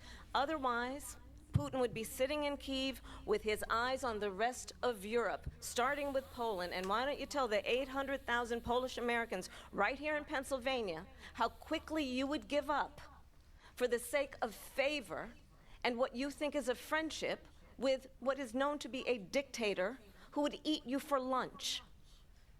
Vice President Harris, thank you. We've heard from both of you on Ukraine tonight. Afghanistan came up in the last hour. I wanted her to respond to something you said earlier, and please, I'll give you a minute here. Putin would be sitting in Moscow, and he wouldn't have lost 300,000 men and women, but he would have been sitting in Moscow. Quiet, please. He would have been sitting in Moscow much happier than he is right now. But eventually, you know, he's got a thing that other people don't have. He's got nuclear weapons. They don't ever talk about that. He's got nuclear weapons. Nobody ever thinks about that. And eventually, maybe he'll use them, and maybe he hasn't been that threatening, but he does have that. Something we don't even like to talk about. Nobody likes to talk about it. But just so you understand, they sent her kidding. to It's sarcasm. before this war 20 started. Hinchcliffe. 3 days later, he went in and he started the war because everything they said was weak and stupid. They said the wrong things. That war should have never started. She was the emissary. They sent her in to negotiate with Zelensky and Putin, and she did. And the war started 3 days later. And that's the kind of talent we have with her. She's worse than Biden. In my opinion, I think he's the worst president in the history of our country. She goes down as the worst vice president in the history of our country. But let me tell you something. She is a horrible negotiator. They sent her in to negotiate. As soon as they left, Putin did the invasion. President Trump, thank you. You did bring up something. You said she went to negotiate with Vladimir Putin. Vice President Harris, have you ever met Vladimir Putin? Can you clarify tonight? Yet again, I said it at the beginning of the debate. No, yet I hear what is a bunch this of lies one? coming from this fellow. And that is another one. When I went to meet with President Zelensky, I've now met with him over 5 times. The reality is it has been about standing as America always should, as a leader upholding international rules and norms, as a leader who shows strength, understanding that the alliances we have around the world are dependent on our ability to look out for our friends and not favor our enemies because you adore strongmen instead of caring about democracy. And that is very much what is at stake here. The President of the United States is commander-in-chief, and the American people have a right to rely on a president who understands the significance of America's role and responsibility in terms of ensuring that there is stability and ensuring we stand up for our principles and not sell them for the benefit of personal flattery. We've talked about Ukraine and Vladimir Putin. I do want to talk about Afghanistan. It came up in the first hour of this debate. I want to move on to Afghanistan. Oh yeah, I have a simply bought too. I've ever seen. He got these countries, the 28 countries at the time, to pay up. He said, I've never seen, he's the head of NATO. He said, I've never seen. For years, we were paying almost all of NATO. We were being ripped off by European nations, both on trade and on NATO. I got them to pay up by saying one of the statements you made before, if you don't pay, we're not going to protect you. President Otherwise, Trump. we would have never gotten it. He said it was one of the most incredible jobs that he's ever seen done. Thank you. I want to turn to Afghanistan. It came up in the first hour of the debate, and we witnessed a poignant moment today on Capitol Hill, honoring the soldiers who died in the chaotic withdrawal from Afghanistan. I do want to ask the Vice President, do you believe you bear any responsibility in the way that withdrawal played out? Well, I will tell you, I agreed with President Biden's decision to pull out of Afghanistan. 4 presidents said they would, and Joe Biden did. And as a result, America's taxpayers are not paying the $300 million a day we were paying for that endless war. And as of today, there is not one member of the United States military who is in active duty in a combat zone in any war zone around the world, the first time this century. But let's understand how we got to where we are. Donald Trump, when he was president, negotiated one of the weakest deals you can imagine. He calls himself a deal maker. Even his national security advisor said it was a weak, terrible deal. And here's how it went down. He bypassed the Afghan government. He negotiated directly with a terrorist organization called the Taliban. The negotiation involved the Taliban getting 5,000 Taliban terrorists released. And get this, and the president at the time invited the Taliban to Camp David, a place of storied significance for us as Americans, a place where we honor the importance of American diplomacy, where we invite and receive respected world leaders. And this former president, as president, invited them to Camp David because he does not, again, appreciate the role and responsibility of the President of the United States to be commander-in-chief with a level of respect. And this gets back to the point of how he has consistently disparaged and demeaned members of our military, fallen soldiers, and the work that we must do to uphold the strength and the respect of the United States of America around the world. Vice President Harris, thank you. President Trump, your response to her saying that you began the negotiations with the Taliban. So, if you take a look at that period of time, the Taliban was killing our soldiers, a lot of them, with snipers.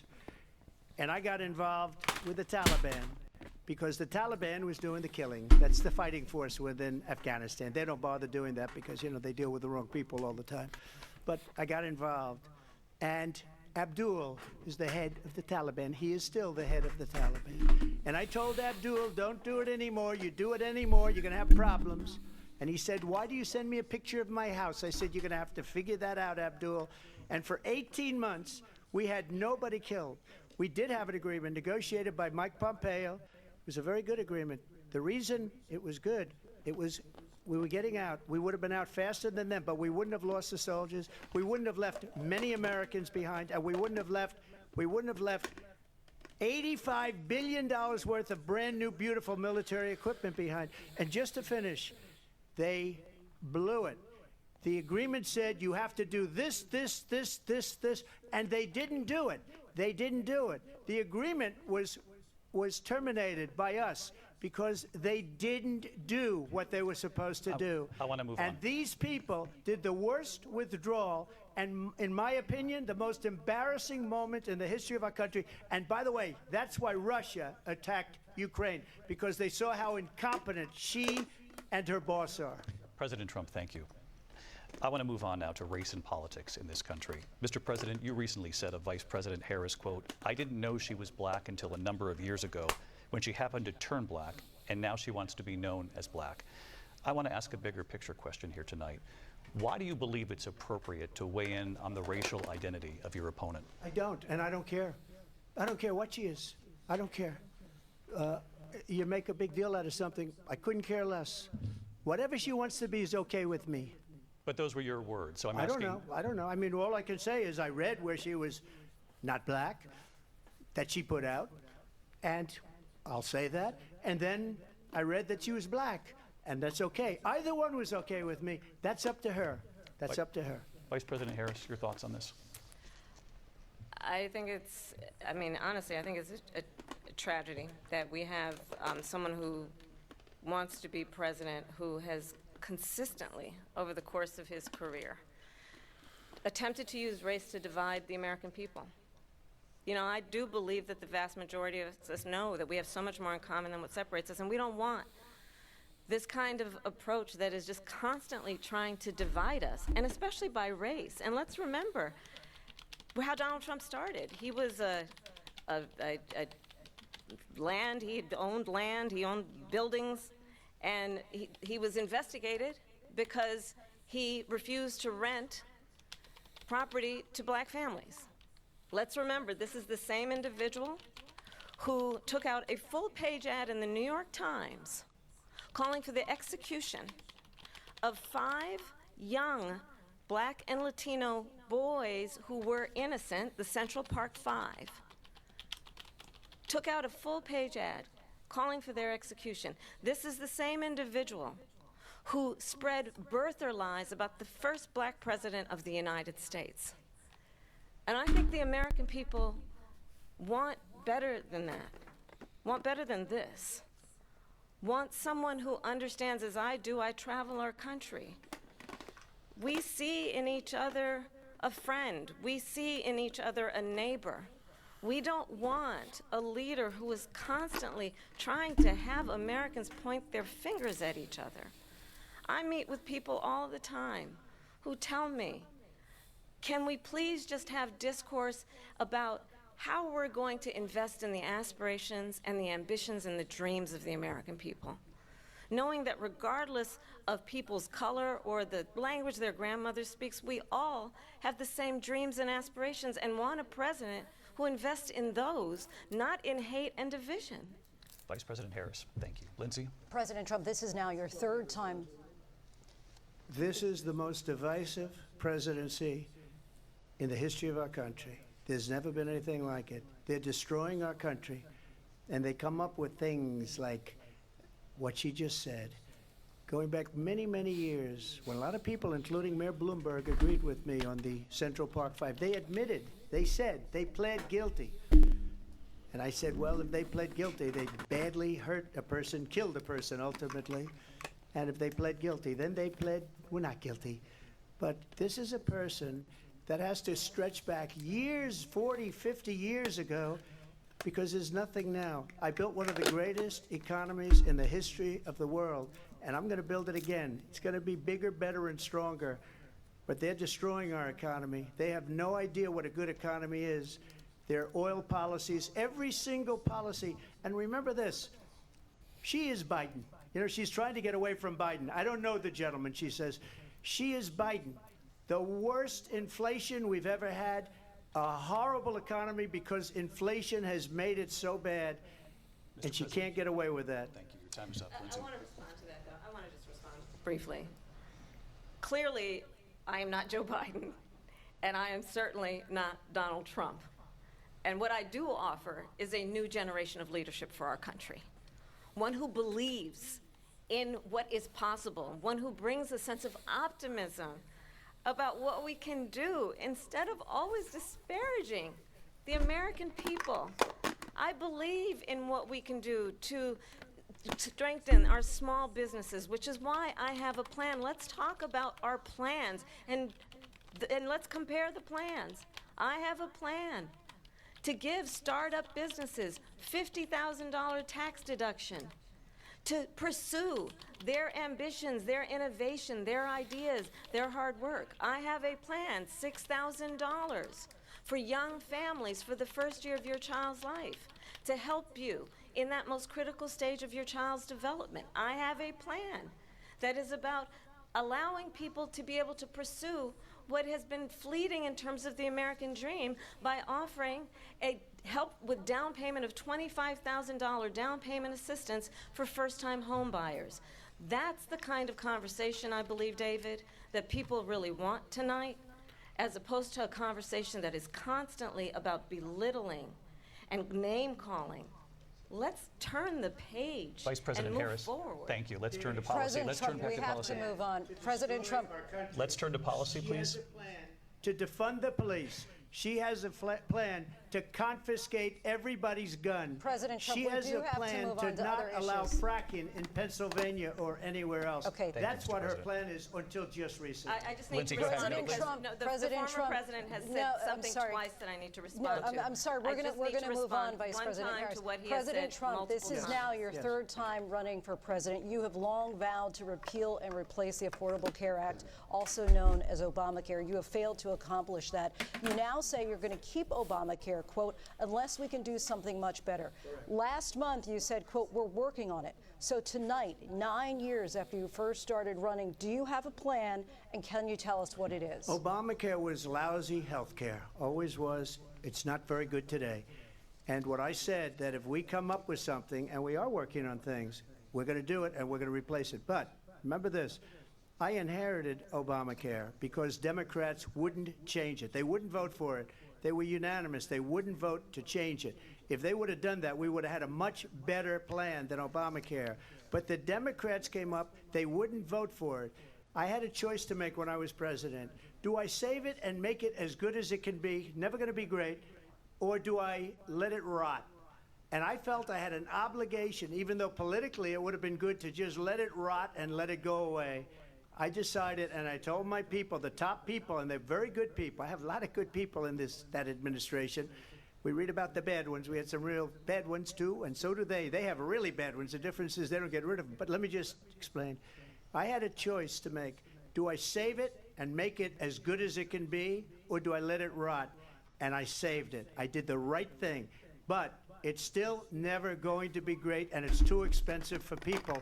And what we will do is we're looking at different plans. If we can come up with a plan that's going to cost our people, our population, less money and be better health care than Obamacare, then I would absolutely do it. But until then, I'd run it as good as it can be run. So just a yes or no, you still do not have a plan? I have concepts of a plan. I'm not president right now.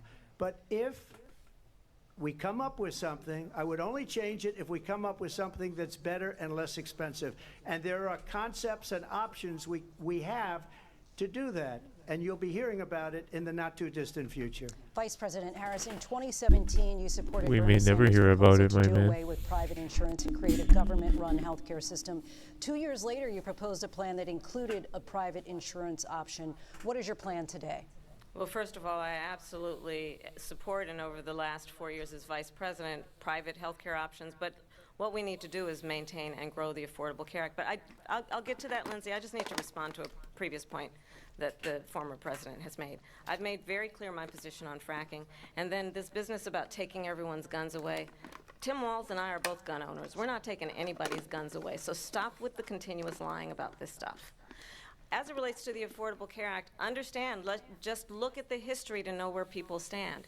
When Donald Trump was president, 60 times he tried to get rid of the Affordable Care Act. 60 times. I was a senator at the time when I will never forget the early morning hours when it was up for a vote in the United States Senate, and the late, great John McCain, who you have disparaged as being, you don't like him, you said, at the time because he got caught. He was an American hero. The late, great John McCain, I will never forget that night, walked onto the Senate floor and said, no, you don't.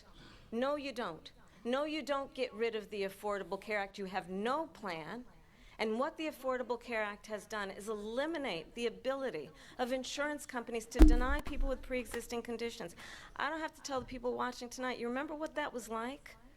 Remember when an insurance company could deny if a child had asthma, if someone was a breast cancer survivor, if a grandparent had diabetes? And thankfully, as I've been vice president, and we over the last 4 years have strengthened the Affordable Care Act, we have allowed for the first time Medicare to negotiate drug prices on behalf of you, the American people. Donald Trump said he was going to allow Medicare to negotiate drug prices. He never did. We did. And now we have capped the cost of insulin at $35 a month. Since I've been vice president, we have capped the cost of prescription medication for seniors at $2,000 a year. And when I am president, We will do that for all people, understanding that the value I bring to this is that access to health care should be a right and not just a privilege of those who can afford it. And the plan has to be to strengthen the Affordable Care Act, not get rid of it, Vice past its President prologue Harris, in thank terms you. of where Donald Trump stands on that. I want to move to an issue that's important for a lot She made of... a mistake. Number one, John McCain fought Obamacare for 10 years. But it wasn't only him. It were all of the Democrats that kept it going. And you know what?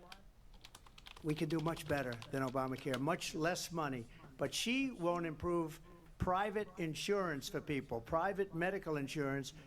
That's another thing she doesn't want to get. People are paying privately for insurance that have worked hard and made money, and they want to have private. She wants everybody to be on government insurance where you wait 6 months for an operation that you need immediately. President Trump, thank you. We have another issue that we'd like to get to that's important for a number of Americans, in particular younger voters, and that's climate change. President Trump, with regard to the environment, you say that we have to have clean air and clean water. Vice President Harris, you call climate change an existential threat. The question to you both tonight is, what would you do to fight climate change? And Vice President Harris, we'll start with you. 1 minute for you each. Well, the former president had said the climate change is a hoax. And what we know is that it is very real. You ask anyone who lives in a state who has experienced these extreme weather occurrences, who now is either being denied home insurance or it's being jacked up. You ask anybody who has been the victim of what that means in terms of losing their home, having nowhere to go. We know that we can actually deal with this issue. The young people of America care deeply about this issue. And I am proud that as Vice President over the last 4 years, we have invested $1 trillion in a clean energy economy, while we have also increased domestic gas production to historic levels. We have created over 800,000 new manufacturing jobs while I have been Vice President. We have invested in clean energy to the point that we are opening up factories around the world. Donald Trump said he was going to create manufacturing jobs. He lost manufacturing jobs. And I'm also proud to have the endorsement of the United Auto Workers and Sean Fain, who also know that part of building a clean energy economy includes investing in American-made products, American automobiles. It includes growing what we can do around American manufacturing and opening up auto plants, not closing them like happened under Donald Trump. Vice President Harris, thank you. It didn't happen under Donald Trump. Let me just tell you, they lost 10,000 manufacturing jobs this last month. It's going, they're all leaving. They're building big auto plants in Mexico, in many cases owned by China. They're building these massive plants, and they think they're going to sell their cars into the United States because of these people. What they have given to China is unbelievable. But we're not going to let that. We'll put tariffs on those cars so they can't come into our country, because they will kill the United Auto Workers and any auto worker, whether it's in Detroit or South Carolina or any other place. What they've done to business and manufacturing in this country is horrible. We have nothing because they refuse. You know, Biden doesn't go after people because supposedly China paid him millions of dollars. He's afraid to do it. Between him and his son, they get all this money from Ukraine. They get all this money from all of these different countries. And then you wonder, why is he so loyal to this one, that one, Ukraine, China? Why is he? Why did he get $3.5 million from the mayor of Moscow's wife? Why did she pay him $3.5 million? This is a crooked administration, and they're selling our country down the tubes. President Trump, thank you. Thank you. We'll be right back with closing statements from both of our candidates. An historic night, this ABC News presidential debate from Philadelphia. Back in a moment.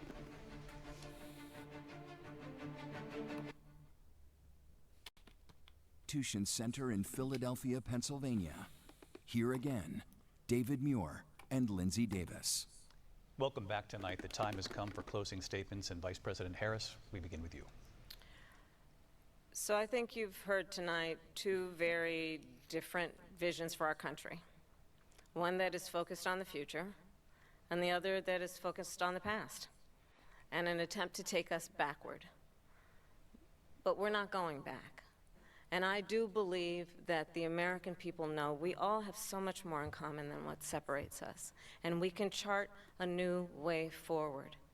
And a vision of that includes having a plan, understanding the aspirations, the dreams, the hopes, the ambition of the American people, which is why I intend to create an opportunity economy, investing in small businesses, in new families, in what we can do around protecting seniors, what we can do that is about giving hardworking folks a break and bringing down the cost of living. I believe in what we can do together that is about sustaining America's standing in the world and ensuring that we have the respect that we so rightly deserve, including respecting our military and ensuring we have the most lethal fighting force in the world.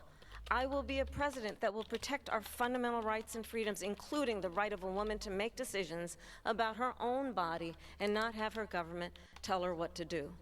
I'll tell you, I started my career as a prosecutor. I was a DA, I was an attorney general, a United States senator, and now vice president. I've only had one client, the people.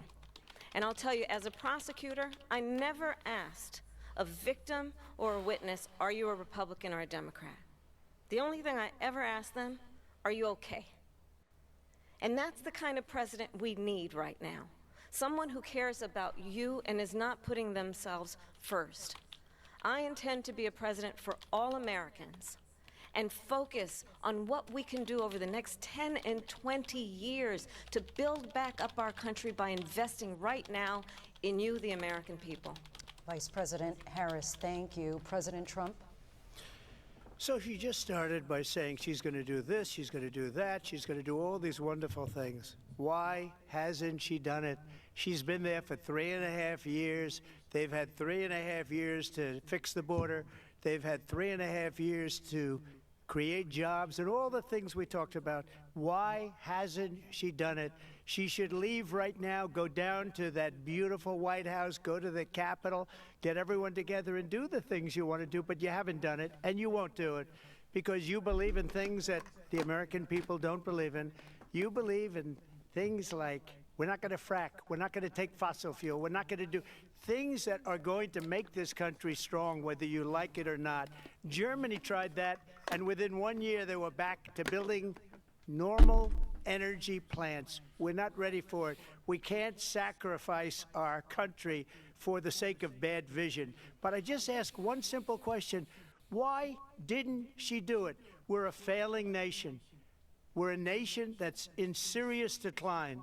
We're being laughed at all over the world. All over the world they're laughed. I know the leaders very well. They're coming to see me. They call me. We're laughed at all over the world. They don't understand what happened to us as a nation. We're not a leader. We don't have any idea what's going on. We have wars going on in the Middle East. We have wars going on with Russia and Ukraine. We're going to end up in a third world war, and it'll be a war like no other because of nuclear weapons, the power of weaponry. I rebuilt our entire military. She gave a lot of it away to the Taliban. She gave it to Afghanistan. What these people have done to our country, and maybe toughest of all, is allowing millions of people to come into our country. Many of them are criminals, and they're destroying our country. The worst president, the worst vice president in the history of our country. President Trump, thank you. And that is our ABC News presidential debate from here in Philadelphia at the National Constitution Center. I'm Lindsay Davis. And I'm David Muir. Thank you for watching here in the U.S. and all over the world, and from all of us here at ABC News. Good night.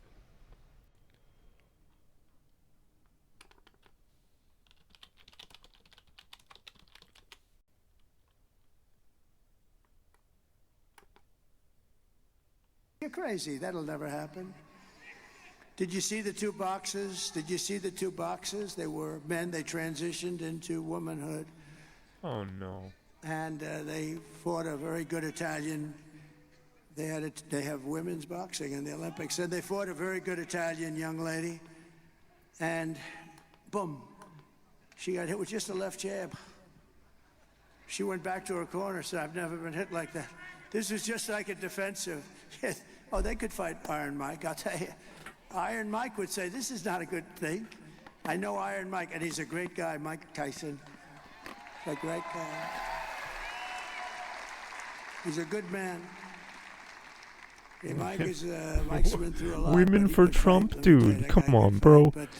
In the last day, you're fucking trying to support women, you fool, you moron, you idiot. God damn it. Literally the last day before the election, and they put some fucking women there. Like, god damn it, Republicans. People are so fucking dumb. You probably ruined the country. You probably ruined the world because you're stupidity. In some of the easiest Sorry, fights, they're announcing a certain woman. She's a champion here, a champion there. She's great. She gets hit. Blah. That's the end of the champion stuff. It's so unfair. It's so ridiculous. And it's very demeaning to women. I think it's horrible. I will defend religious liberty. I will restore free speech. And I will defend the right to keep and bear arms, our Second Amendment. And I did. They didn't touch it.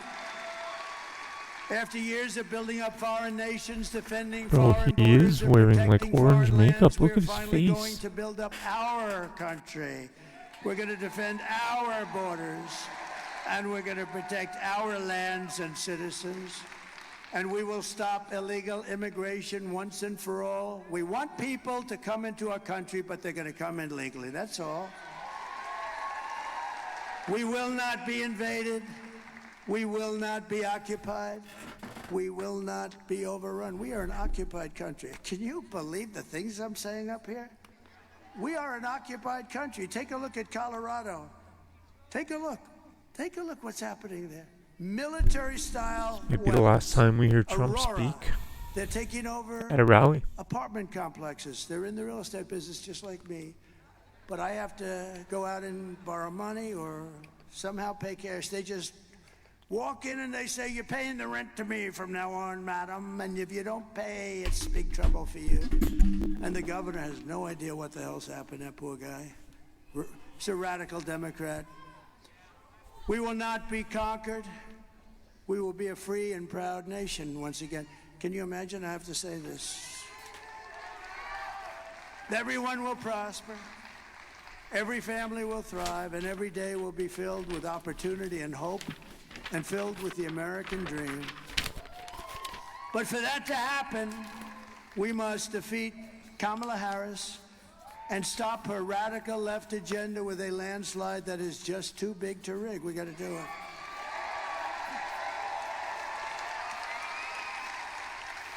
So you need to get out tomorrow and vote. That's it. This is it. We're going to get together again, but it's going to be different. It's not going to be a rally. It's going to be applause for what we're doing. It's going to be better. Because these incredible rallies, and there may have been like 900 of them, a tremendous amount. This is over 9 years. Many, I know we celebrated 507. I remember 507, it was a few years ago. I think it's got to be close. I don't know, whatever it was. But it's hundreds and hundreds. And they've been flawless, right? Every once in a while I'd make a little aggressive statement that people didn't like, but you know. Don't forget I'm rarely on the teleprompter. Isn't it nice to have a president that doesn't have to be on the teleprompter, right? Right, Dan? That guy, look at that guy. Stand up. That guy, he's such a good guy.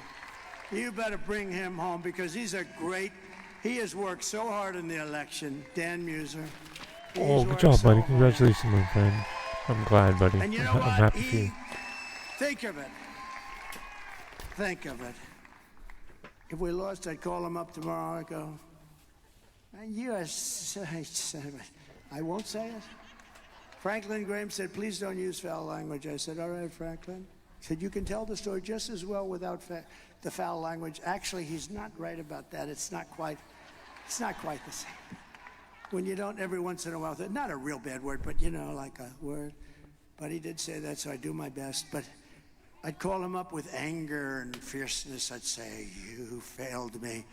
As opposed to calling up and say, Dan, you did a great job. I love you, Dan. Right? I think we're going to do the Dan, you did a great job. And you did, regardless of it. Regardless.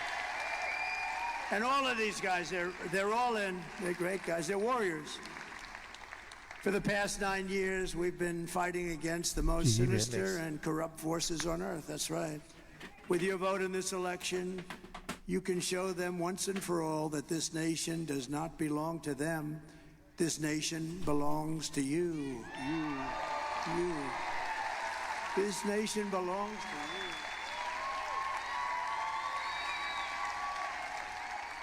you. It was hardworking patriots like you who built this country, and tomorrow,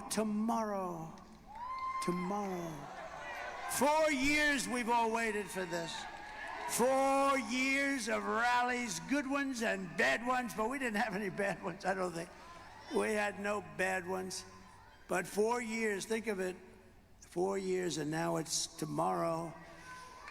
Tomorrow it's hardworking patriots like you who are going to save our country. All of this was to really, all of these hundreds and hundreds of rallies were to put us in position to do something great for our country.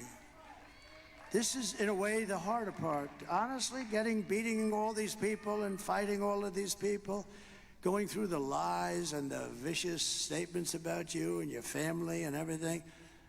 But all of that was worth it. It puts us in position to now be able to do the job. And we're going to do a great job for everybody, for 100% of the people. We're going to do it for Democrats, for liberals or progressives if they prefer, which they do prefer. But we're going to do it for independents, and we're going to do it for everybody. We're going to do it for everybody. And you're going to be so proud of your vote. I really want you to look back, and your family to look back. My dad, my mom voted for Trump. It was the best thing that they ever did. That's what we want. Otherwise, we've made a mistake. And we felt the love. We would have never done this if we didn't do so well the second time. We did better the second time than we did the first time, if you think. After all we've been through together, we stand on the verge of the 4 greatest years in American history. We really, something. With your help, we will restore America's promise, and we will take back the nation that we all love so much. We are one people, one family, and one glorious nation under God. We will never give in, we will never give up, we will never back down, and we will never, ever surrender. Together we will fight, fight, fight, and win, win, win. November 5th will be the most important day in the history of our country. We're going to turn it around. We're going to turn it around very fast. You're going to be very proud. And together we will make America powerful again. We will make America wealthy again. We will make America healthy again. We will make America strong again. We will make America proud again. We will make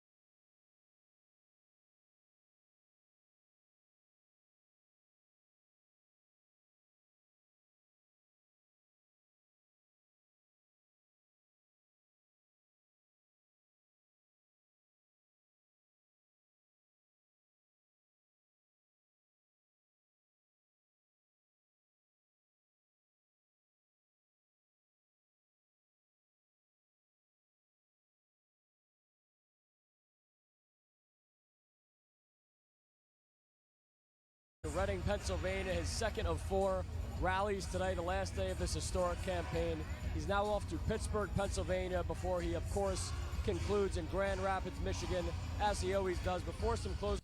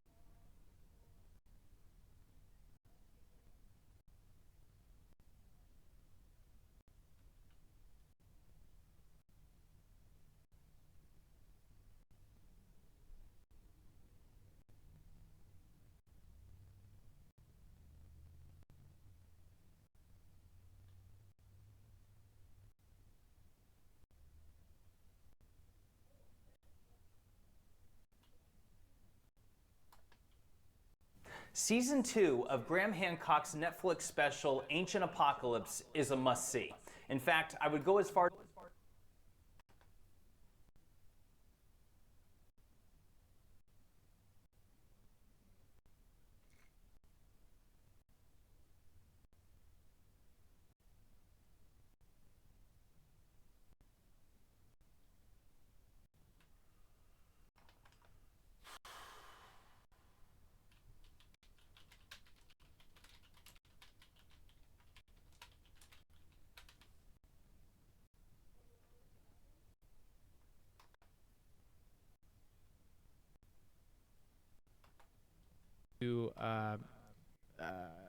to the train that takes you to Machu Picchu.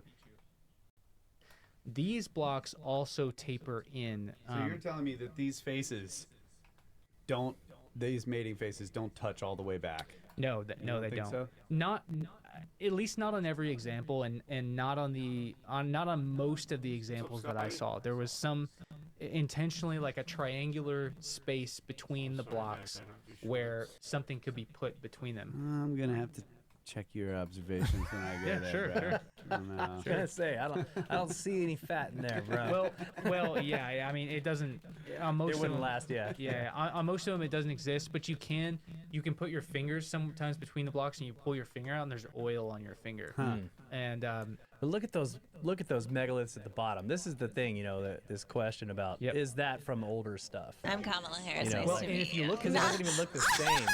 It doesn't look like it belongs. Gay with son that or wall. thought daughter? Like it was worked Rather with the have a same thought daughter. type of tool. It does. Hi you everyone, guys see I'm the Kamala nub Harris, on and the bottom today there? I'm at a Now- Trump rally. We should go back to the now slave to times. give We're you living in the guys slave an times. If you idea look at the of just how border- big Is that the is, Earth because flat they or have it round? ripped I'm a off. You can Christian actually walk nationalist, straight and I up believe to in that and affirmative. crouch Do you in think front of it. a woman is fit to be president? No, as a damn it. Christian That man, block right that's there. crazy. Who are the That best block right immigrants and who there, are the worst? Definitely Eastern Europeans are the best. That's where my I family's failed from. to. The worst? I failed to say I don't even how know if I big can it is. answer. Yeah. No comment. Just, the best Let way me I can be say it clear. is I saw it, You know, and don't understand easily that knew we that the gotta only work thing hard. that I You know of you that can be bigger than that is the pillars. You know, I at- love at the your Eastern hair. Round. Don't Yeah. That's worry, how I big got you, that and I'll thing protect you. I love black kids so much. It's Of course. got to be more than 10 feet long. Oh my God. And then I'm it's Kamala probably Harris. I'm of the people. I got a bike like it's a probably black kid. 4 I'm feet Kamala tall Harris. or so. So those 4 blocks on the top of it are like what, 4 feet? Like those.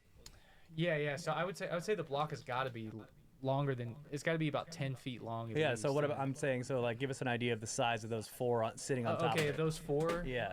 They're probably each of them are about Okay. this Yeah. big. I would yeah. say. Yeah. So, So it's probably that's going to be 12 feet. long. 12 feet. Sure. Yeah. Sure. And just so impressive.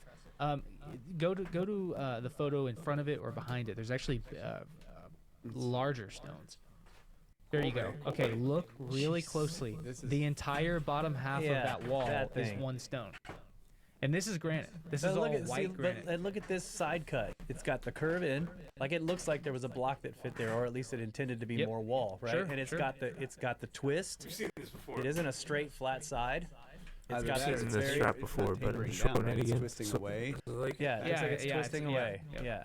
Wow. And do you see how you can see the little scoops in there? There was a giant nub going across the middle. Or was there a floor here? Were Could these be a tiles floor, for yeah. a floor? Yeah. That butted up against this wall, maybe. I don't And know. then, and then look in the stone. There's those 2 blocks that are shoved into the stone. I mean, look, how weird is that? The fingerboard. That's incredible. Thanks, I brother. love I this like photo. And you can see so many scoop marks there. I don't know what the wood is, but it's nice. And that is just amazing. And you're telling me they shoved fat behind this giant rock? Come on. Well, I don't know about that.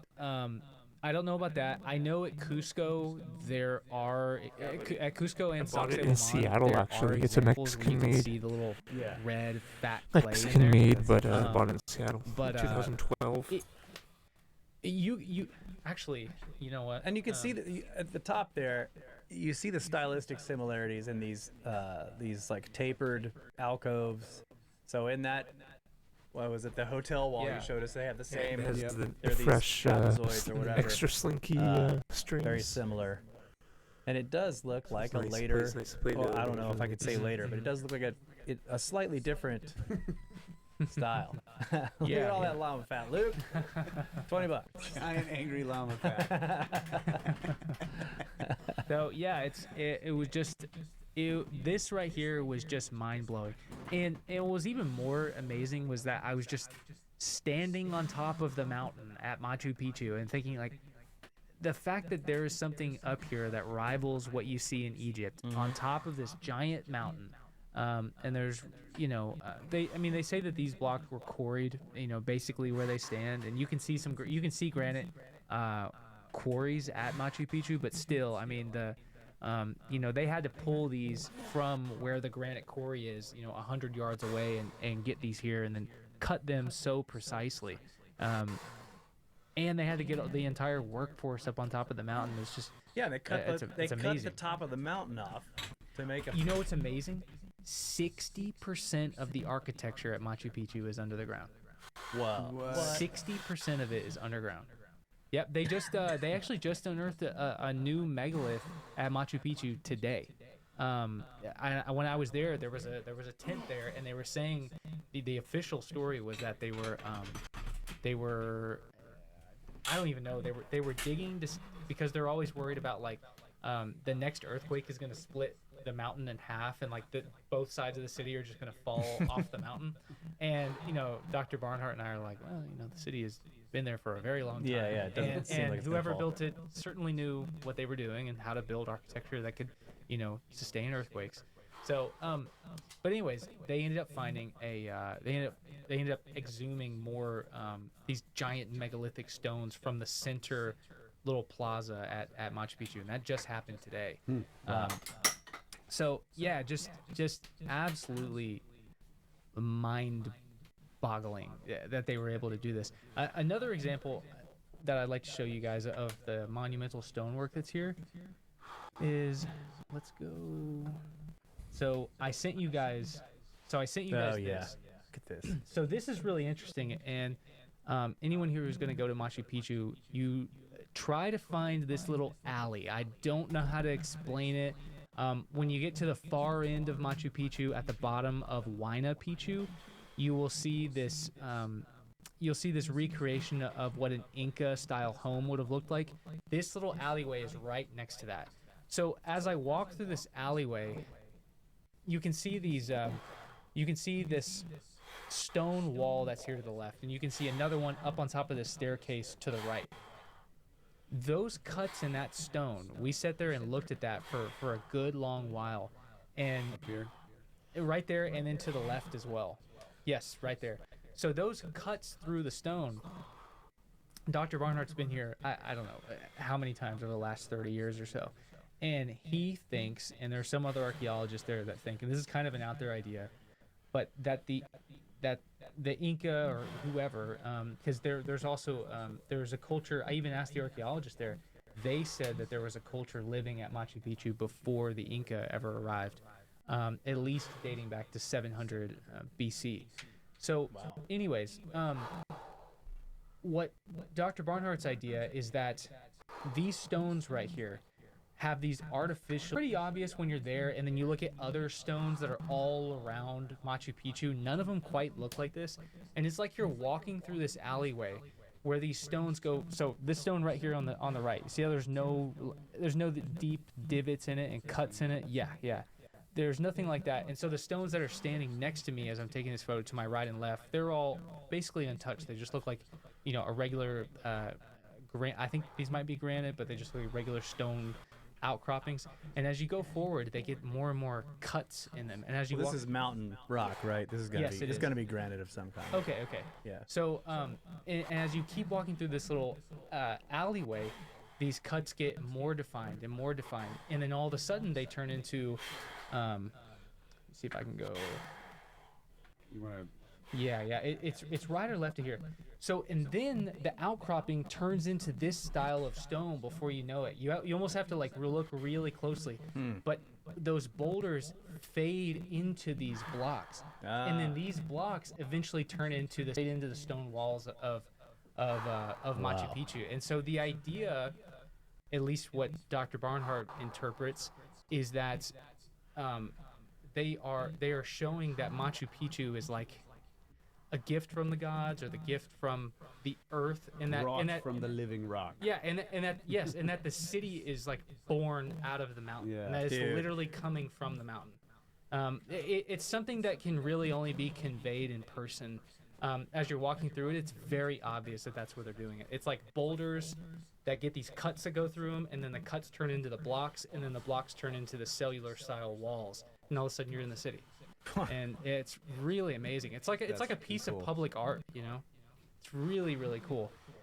And so another thing about what you're looking at right here is this is cellular polygonal stonemasonry. So there's so many different types. So I was showing you guys, there's the imperial style, which is the square granite stone blocks that you see all throughout Cusco.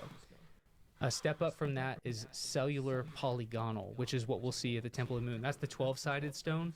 That's the one that's like the most impressive. So that's cellular polygonal. But then you have megalithic polygonal, which is at Sacsayhuaman, with the gigantic 20-foot tall stones that weigh as much as like 3 or 4, jets. And then from there you also have cellular, which is to the top right of here. It's that, but on a smaller scale, and then you have polygonal cellular, which is like this, and then you've got, I think it's called Hanan Pacha. Yep, Hanan Pacha, which is like rock cut. Yeah, which is your rock cut. And you've got, you've basically got your rubble and mortar. Yeah. But it's just amazing that the diversity of stonework here is, it's just I just haven't ever really been anywhere where there's so many different types of stonemasonry. It's So does that strike you as like different cultures possibly, or do you think that it could be just different artisans or whatever? Different styles? Yeah. I mean, you've been all through, Central America looking at pyramids and cities and everything, and the stone types there, limestone. Yeah, they don't. And it's all sort of done the same way.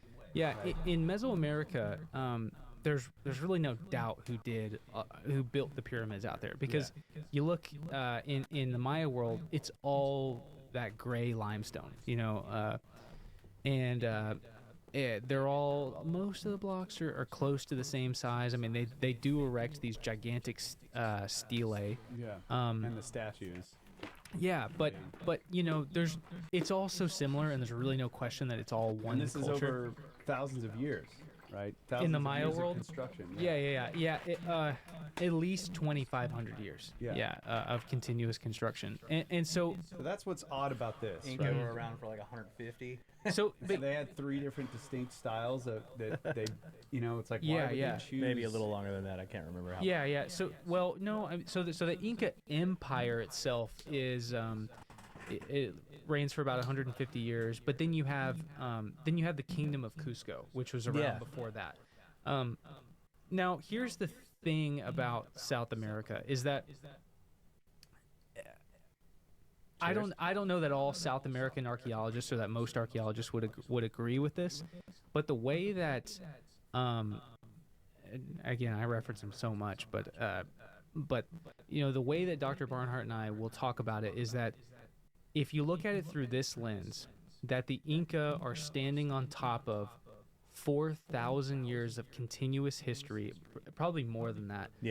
4,000 years of continuous history, from Corral Supe culture to Chavin de Huantar, to Nazca, Paracas, this Peruvian or this West Coast Andean culture. It's 4,000 years of history, and basically when the Inca take over, so you have the Wari Empire that tries to take over all of the Andes, and they end up failing, and then the Inca come in right behind them. Like, the Wari was kind of laying the foundation for this cultural empire over the Andes, and then according to the traditional archaeologists is that Tiwanaku is built sometime around a 1,000 years ago or so. And so the only thing about Tiwanaku is it's kind of the same question there is, like, you look at this Inca stonework, well, where did that come from? And it's, a lot of people point to, well, they must have gotten it from Tiwanaku because there's so many similarities. But then at Tiwanaku, there isn't really anything before that. Yeah, it just shows up. Yeah, really, it just shows up. And Tiwanaku, some of that architecture, the H blocks and the blocks that have the patterns in it that are multiple levels, it's just, where did that come from? It doesn't matter how far back you push it in time or how you rationalize it. At Tiwanaku, it appears out of nowhere, and it's not inspired by anything. So the rationale is that the Inca were able to do it because they're standing on top of 4,000 years of Andean history, and they. So why is the exact same style in Egypt? I have no idea. There's so many different ways to cut stone and build with stone. Yeah. The Romans built a lot of stuff with stone, and it doesn't look like this sort of, these clay molds. I mean, I understand why people go down the geopolymer route with this, because it literally, that's what it looks like. It looks like it was just molded out of clay. Yeah, it is really perplexing because, when I dial in and I think about South America, I get it. It's 4,000 years of continuous the terracing that they were able to do and the vast empire that they had. And then, you even have Spanish who see some of these guys building just the imperial style stonework that's in Cusco. And then the Spanish, there's a quote from Cieza de Leon in the 1500s, and he says that they're cutting these blocks, and he's talking about the imperial style blocks, and he says they're cutting the blocks using almost nothing more than stone and metal tools and something like unknown generations of ancient wisdom or something like that. That's basically, there's a Spaniard that sees them making that. At the same time, a Spaniard living at the same time also documents them trying to move around some of the blocks at Sacsayhuaman, and they can't do it. Yeah. So it's kind of this mystery where it's like, okay, we have reports of people living then saying that they were able to make the blocks, the imperial blocks of Cusco, but they can't move the blocks at Sacsayhuaman. And it's the same culture. Yeah. And even if Sacsayhuaman was built 100 years before the Spanish showed up, they wouldn't have lost the ability to move those blocks. You know. So there's this big I think question that one of mark those there. attempts kills a bunch of people. I believe that you're right. I mean, it might be a myth, but like the story is that he's gonna move one of these blocks, and they start dragging it, and it like slips and falls, and it kills a bunch of people because it goes down back down where they were dragging it up. Yeah, it seems like I'm familiar with the same story. One thing I wasn't prepared for when I started buying primary sources on the Inca world was that it's like this deep in Spaniards that were there writing about the Inca world. There's a lot to know. There's also that very little of it has to do with the stonework. Yeah, there was one quote, I think, I don't remember where I read this. Maybe Graham referenced it. I think the guy was he was the son of an Incan woman and a Spaniard. Yes. Yeah. And he documented a whole bunch of stuff. He was going around trying to collect his heritage or whatever, and he was talking about the stonework at Sacsayhuaman, and saying that like even in his time they don't really know how it was done, and that it looks like the work of demons. Like he's like, what man did this, right? It's like so that's almost supernatural in aspect. Yeah, I forget the name because it's this it's a very colonial Spanish name. Yeah. But the book is called Royal Commentaries. Yeah, that's it. Royal Commentaries. The Incas, or Royal Commentaries of the Conquest of the Incas. It's something like that. And there's a lot of interesting stuff in there. And so I'm now at this point where I think you read Cieza de Leon and his account of them making the blocks at the Coricancha or around Cusco, and you say, okay, there's a guy saying that they're making the imperial style stone. Yeah. There's also accounts of them trying to move the blocks to Sacsayhuaman, and they can't do it. They can't do it. And then we have nothing from Machu Picchu because the Spanish didn't know that Machu Picchu existed. Right. So how there were Inca people living out at Machu Picchu? You know what I mean? They would have known that it was there. And if you look at Cusco from Machu Picchu on a map, you would think like, okay, maybe they're so far away. Machu Picchu's off in the Andean Amazon jungle. It's so far away, maybe it was just out there and they were able to live in this haven away from the Spaniards. And that could be true. But the problem is that wasn't far for the Inca because it was recorded at contact that if the emperor of the Inca Empire living in Cusco wanted fish for dinner, he said it in the morning, he would have it by night. And because they had sprinters that would sprint through the mountains, and so yeah, I mean you have Cusco that is, I looked it up, I think it was 350 miles off of the coast, and if he woke up at sunrise, he could have fish by dinner. So it was like that. And just 20 years ago, they had these marathon runs from Cusco to Machu Picchu, and a Peruvian guy ran from Cusco to Machu Picchu in like 2 hours and 40 minutes. Oof. Just one guy. So imagine 10 runners, how fast you could get there. And so it's not far for the Inca world. So it's just, I don't know. There's so much mystery there, and there's so much that really can't be easily explained. So you think the possibility is open that these construction styles could be different civilizations or earlier people?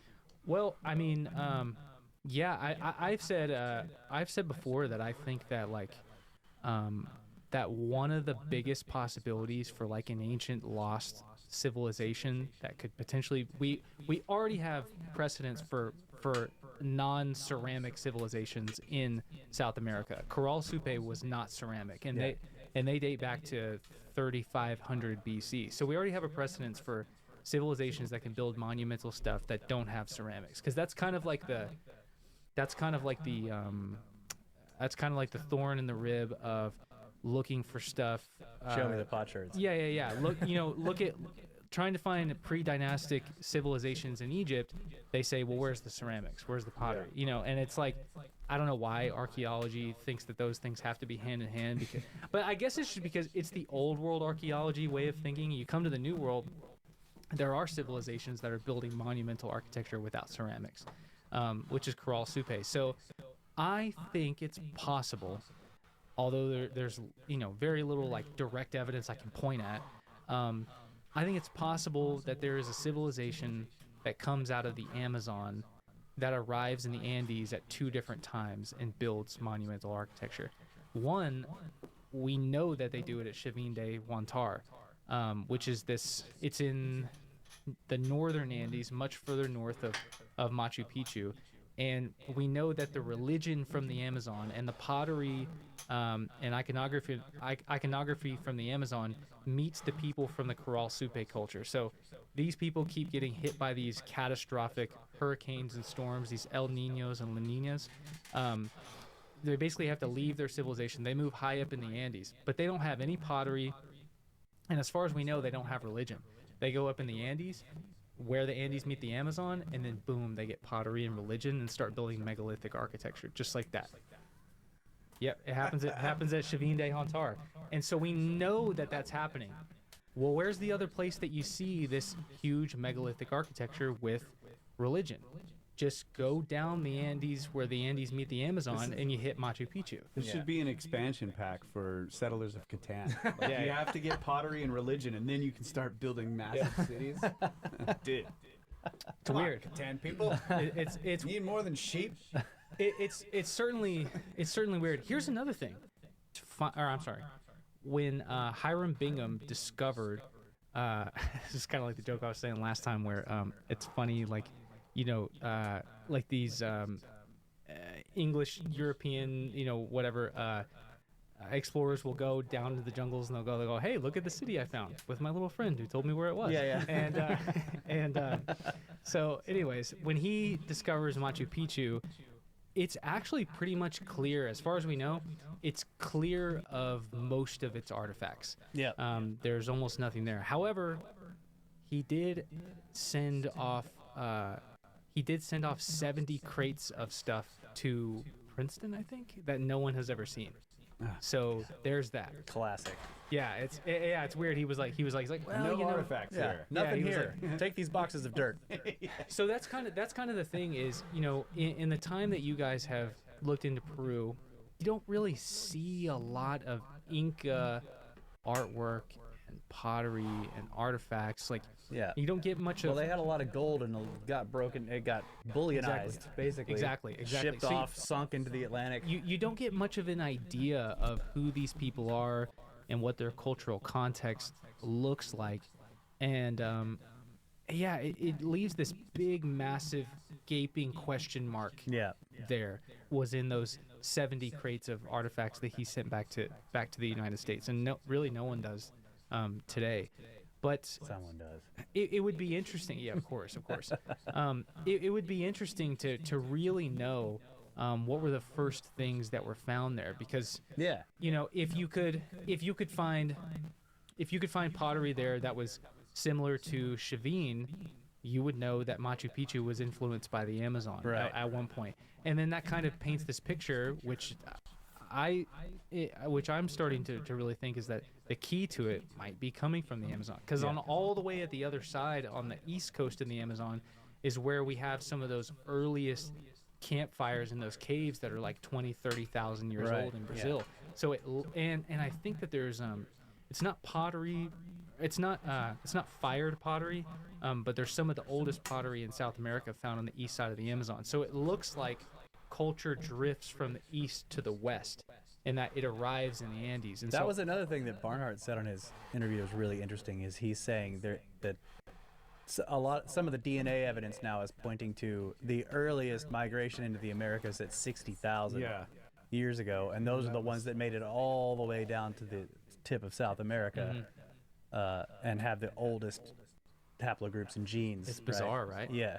So and then there was another one. There was another one at 30, and then one at 12, or 15, I guess 15.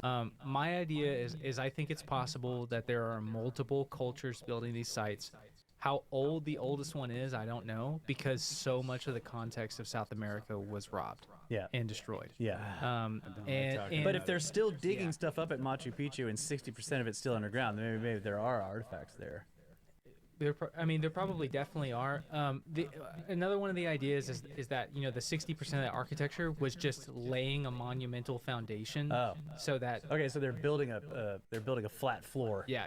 Okay, that makes sense. And another thing is that, you know, it would be really nice to dig down to the bottom of Machu Picchu and be able to, you know, the bottom of that foundation, and be able to find a body, you know, or carbon, anything like charcoal. But the so many of the bodies, at least from Spanish accounts, and you know, this could have been something that was happening, you know, right before contact. But a lot of those niches that were in the temple, so you know, sometimes you see like 3 doors to nowhere. Yeah. At least the Inca were using those as places where their mummies, the ancestor. where their mummies would sit. And so, you know, there's very few things. That would be creepy. Yeah, there's very few things like that left that weren't looted. Yeah. Where you can get some kind of possible date. You know, most of it was just taken, and especially things sitting out. But the problem with that is 3 mummies in 3 doorways doesn't really Yeah. I mean, you have no idea if it's intrusive. Yeah. Anybody Yeah, can yeah. stash a mummy in an Of course, alcove of in course. stonework, right? Yeah. It's like they found that body they found in Minkara was like shown to be, put in there way later. Sure, It's sure, the yeah, same yeah. thing. It's like you just don't. It's hard to tell. But Well, and we have if you can get to the bottom of the foundation, like you Yeah. said, and find a box with somebody in it, then you're like, Yeah, okay, yeah. this is probably not intrusive. Like a fire. Yeah, well, and Yeah. and that is the case in the Maya world. That's why it's so easy to get a relative date, or at least a millennia or a century in the Maya Yeah. world, because I mean they are buried inside the foundation of their pyramids. Yeah. There's no coming in later and stashing the body there. Whereas at Monte Alban in Tomb 7, you guys may have seen this before. Have you ever seen the skeleton head before that has the little turquoise and jade beads like glued onto it before? If I showed you, you probably would have seen it. But it's the richest tomb known in Mesoamerica. And in that tomb, there were 40 other bodies from a later culture shoved into that Shoved in tomb there, as well. yeah. And so it's like people, they want to be buried in these They wanna be significant associated with places. it, yeah, They want to be exactly. associated with it. And so it's almost impossible, especially with these niches, to know. I mean, not only it actually is impossible to know without a shadow of a doubt that they come from. Yeah. That niche was built for that body. Right. It could be something that becomes a legend later on. Yeah. But you could do. That looks like him. It's not a photo that I'm familiar with, but You could do. nah, that's a recreation of what he looks like. He is middle right. Sorry, that's him. This one. Yep, that's him. Oh, Whoa. wow. That one looks fake. Yeah, no, that's the real one. So that's the skull of Tomb 7. And in his tomb, he had 40 other. So he was Zapotec. So he was buried sometime around 3,500 years ago. No, he's Zapotec. Yeah. So Zapotec Tomb 7. And then so the. That's right. You'll get close. Yeah. And then so that is 1500 BC, 3,500 years ago. And then the Mishtec come later on, and they throw 40 bodies in his tomb. And you know what else is weird is that, in Egypt, they have all these records from the Middle Kingdom and the New Kingdom eras of the Egyptians looting their own sites. Yeah. Mesoamerica and South America, they wouldn't even have thought to do that. It just wasn't a part of the culture at all. You did not loot your own sites. They buried those 40 people in Tomb 7, the richest tomb that archaeologists currently know of in Mesoamerica, and there was so much gold in there. It's just shocking that 40 generations or not 40 generations, but 40 different times people were thrown in that tomb, and as No far one as took we know, anything out, nothing yeah. was stolen.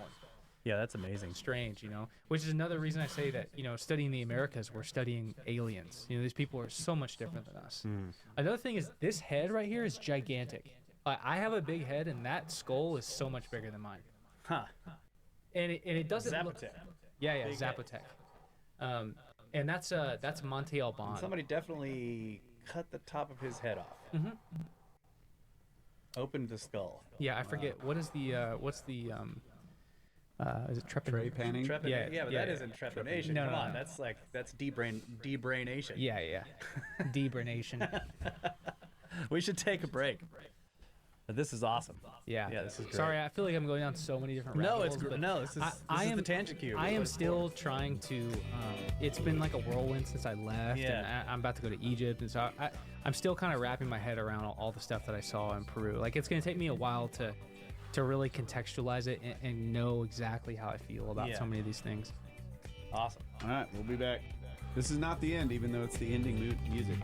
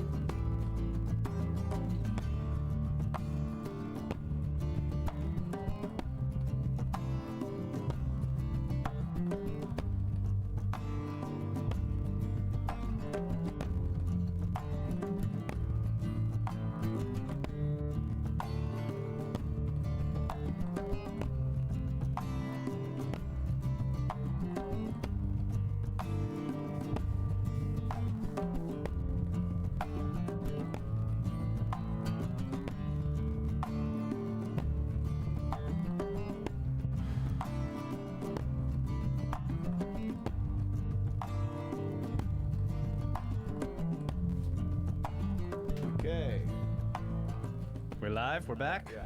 Yeah. All right. Welcome back, ladies and gentlemen. Brothers of the Serpent podcast live. Someone's asking, why do we take breaks? We need to pound beers. We got to smoke smokes. But yeah, like that gave Luke a chance to he loaded some more photos. We discussed where we're gonna go next. You know, it's a chance for us to sort of regroup. Yeah.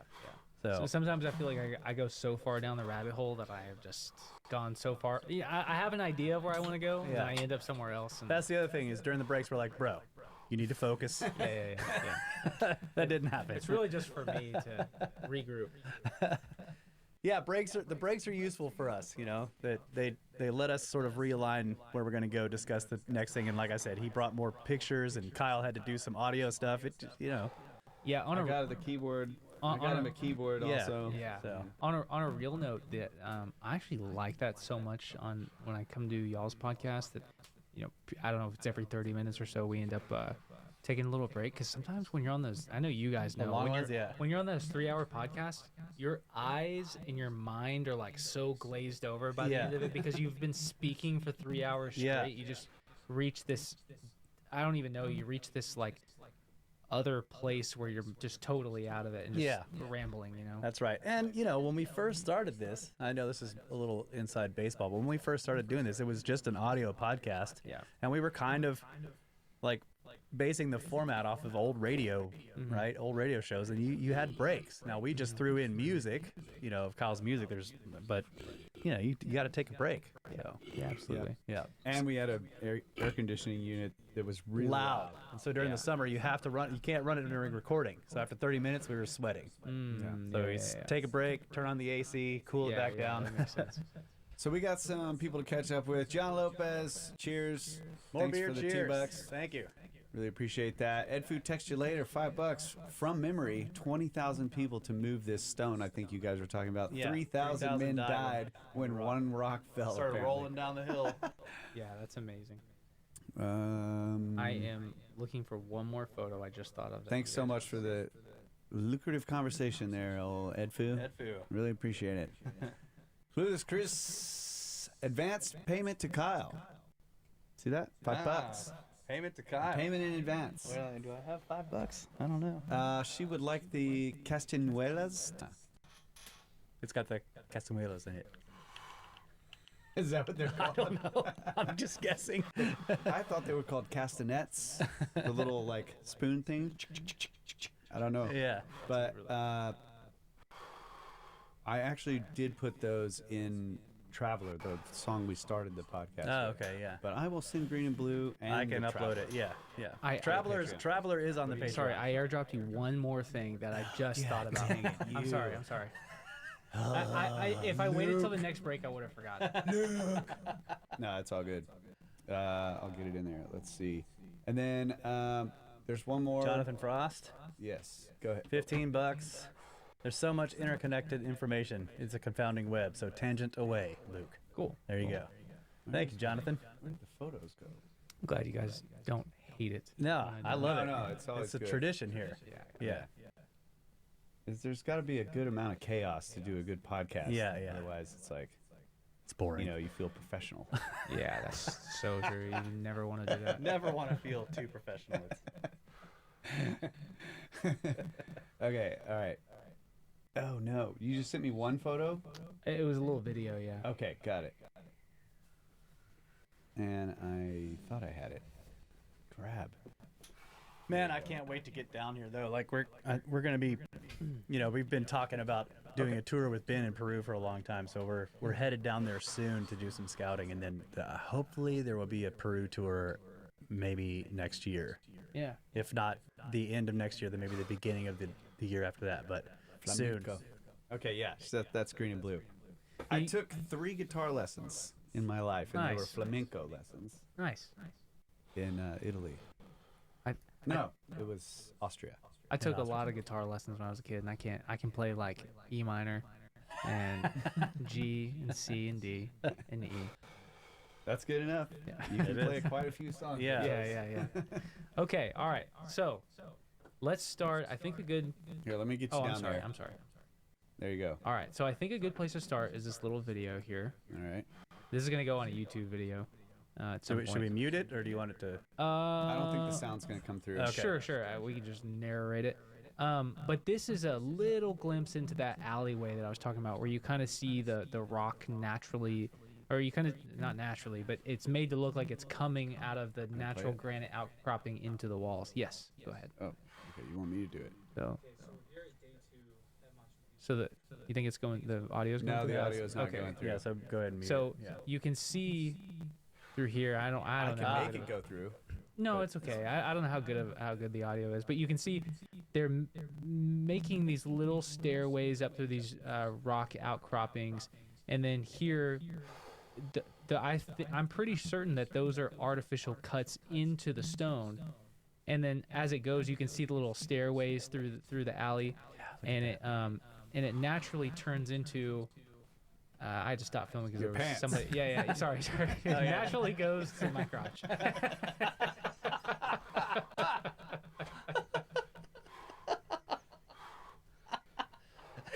Saw it here first, folks.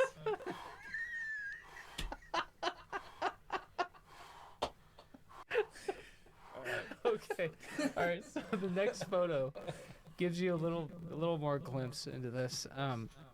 I have some stuff on my camera that is just sitting in my Dropbox that there's like thousands of them that I need to go through. But All right, okay, you pick so the one you want. So it eventually morphs into this that flows into the city. Yeah, this is really cool. It's like dry laid, and you know it's beautiful, but it's not those perfectly tight. It's not. You guys are gonna be okay. So look on the right. That is polygonal cellular, and then on the left, that is I think it's Hananpacha, but it is just your. There's not mortar between those blocks, but it's much smaller. Yeah. These jokes. I'm sorry. This is a good one. Earth Tribe. Luke slicked his hair back with some Gap fat. Gap fat. I love it. I should start like a pomade brand. Gap Fat. Gap Fat. Yeah. I've been trying not to. Peruvian Gap Fat. Dapper Dan? I don't use Dapper Dan. I use Gap Fat. Hey, oh, let me see the name of that.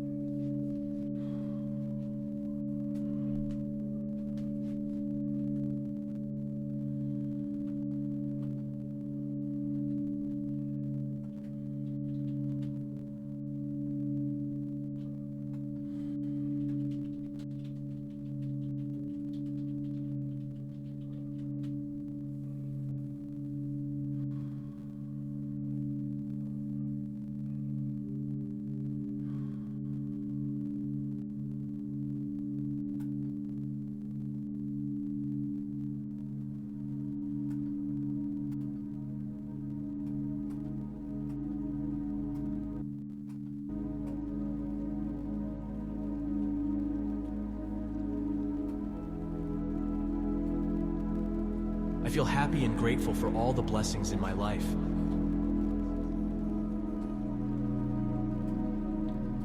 I feel confident in my abilities to achieve my goals.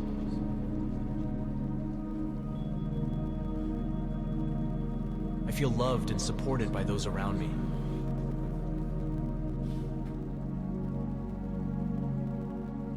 I feel strong and capable of overcoming any obstacle.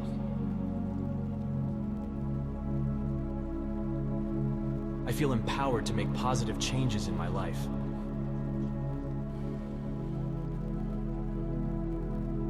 I feel at peace with myself and the world around me.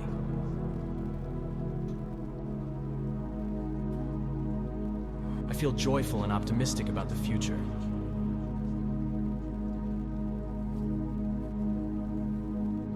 I feel grateful for the abundance and prosperity in my life.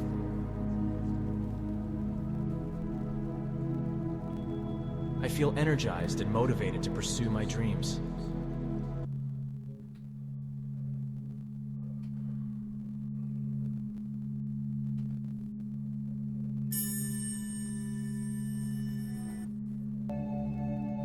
My name is Petra, and today, every cell of your body is becoming softer and more receptive.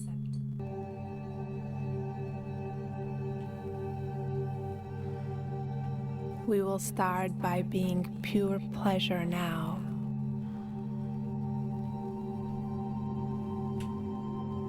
Feel how each muscle on your body is relaxing deeper and deeper. Every cell of your body is becoming softer and more receptive. You are allowing your body to become vulnerable and to activate your sacral chakra.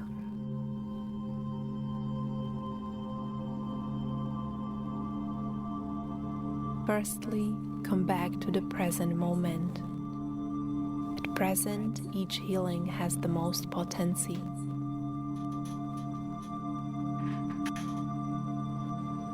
Try to be aware of your breath for a moment, and as you breathe in, become the word pleasure.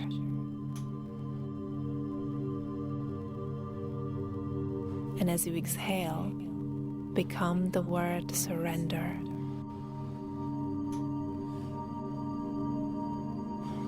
With these words in mind, pleasure and surrender, observe your belly rising and falling.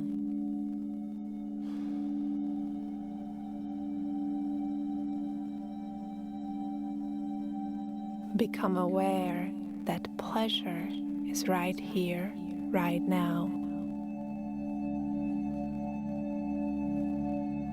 Your creativity is right here, right now. You can experience them only through your body. With the exhale, feel the deep surrender. You are surrendering to yourself. Feel how the openness to pleasure and creativity grows more in your body as you surrender. With your eyes closed, we will start with affirmations.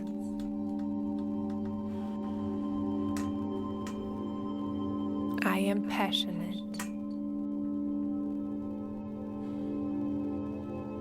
I am creative.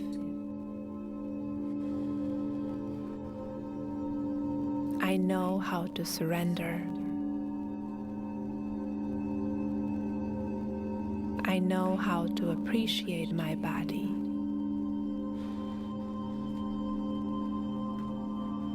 I look at my body often with appreciation.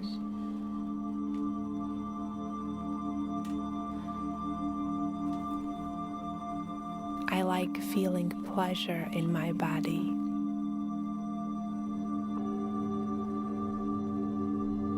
I am open to pleasure. release all the restrictions to pleasure now.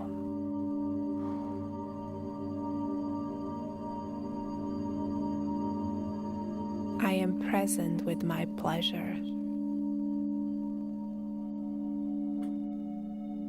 I am safe.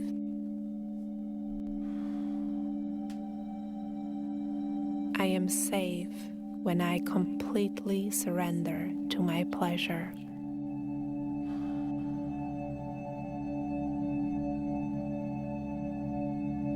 I allow creativity to flow through me.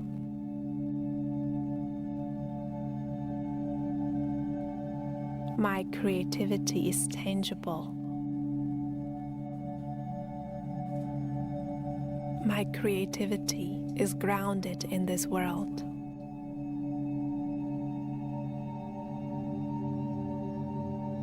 I love myself dearly, and therefore, I allow pleasure to flow through me.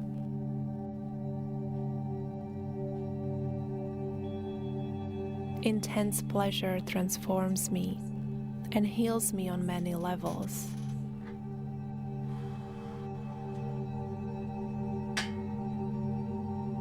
I am thankful for my body. I love how pleasurable my body feels.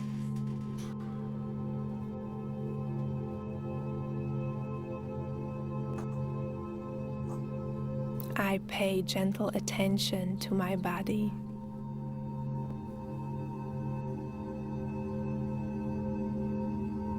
I give myself all the care my body and my heart ask for.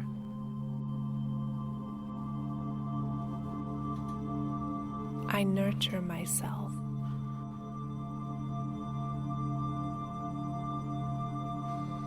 I release everything that has been blocking me to experience my full pleasure and the power of my creativity now.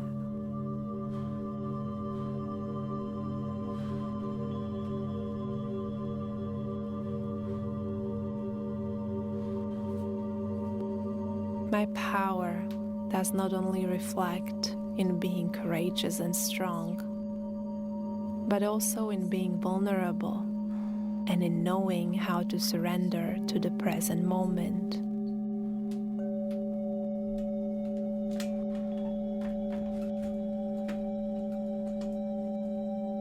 I surrender to my pleasure and creativity now.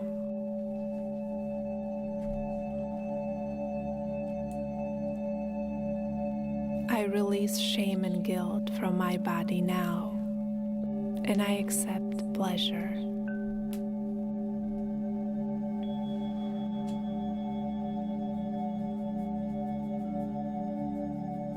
If something blocks me to be fully myself and present in my body, then I know I need to come back and pay attention to my body's language.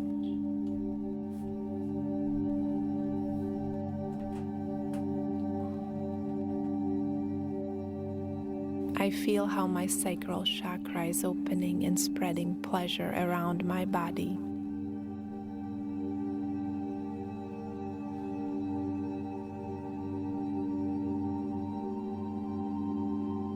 Slowly, step by step, I release a sense of urgency from my body.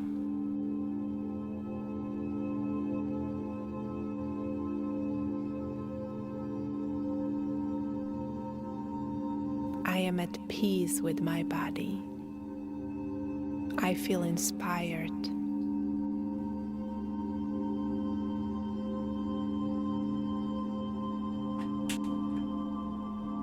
Thanks to my experiences of contracting and shutting down my body,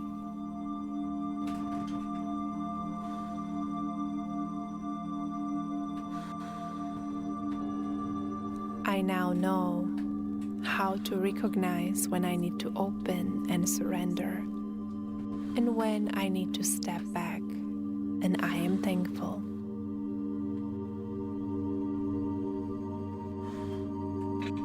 I do not push my body.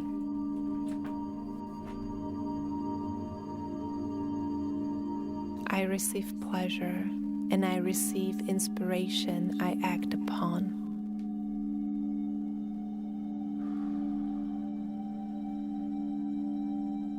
Take a deep breath, beautiful being, and with an inhale, utter the word in your mind, pleasure. And with an exhale, come back to here and now. Let me know in the comments if you could feel the pleasure within your body. And do not forget to subscribe for more affirmations.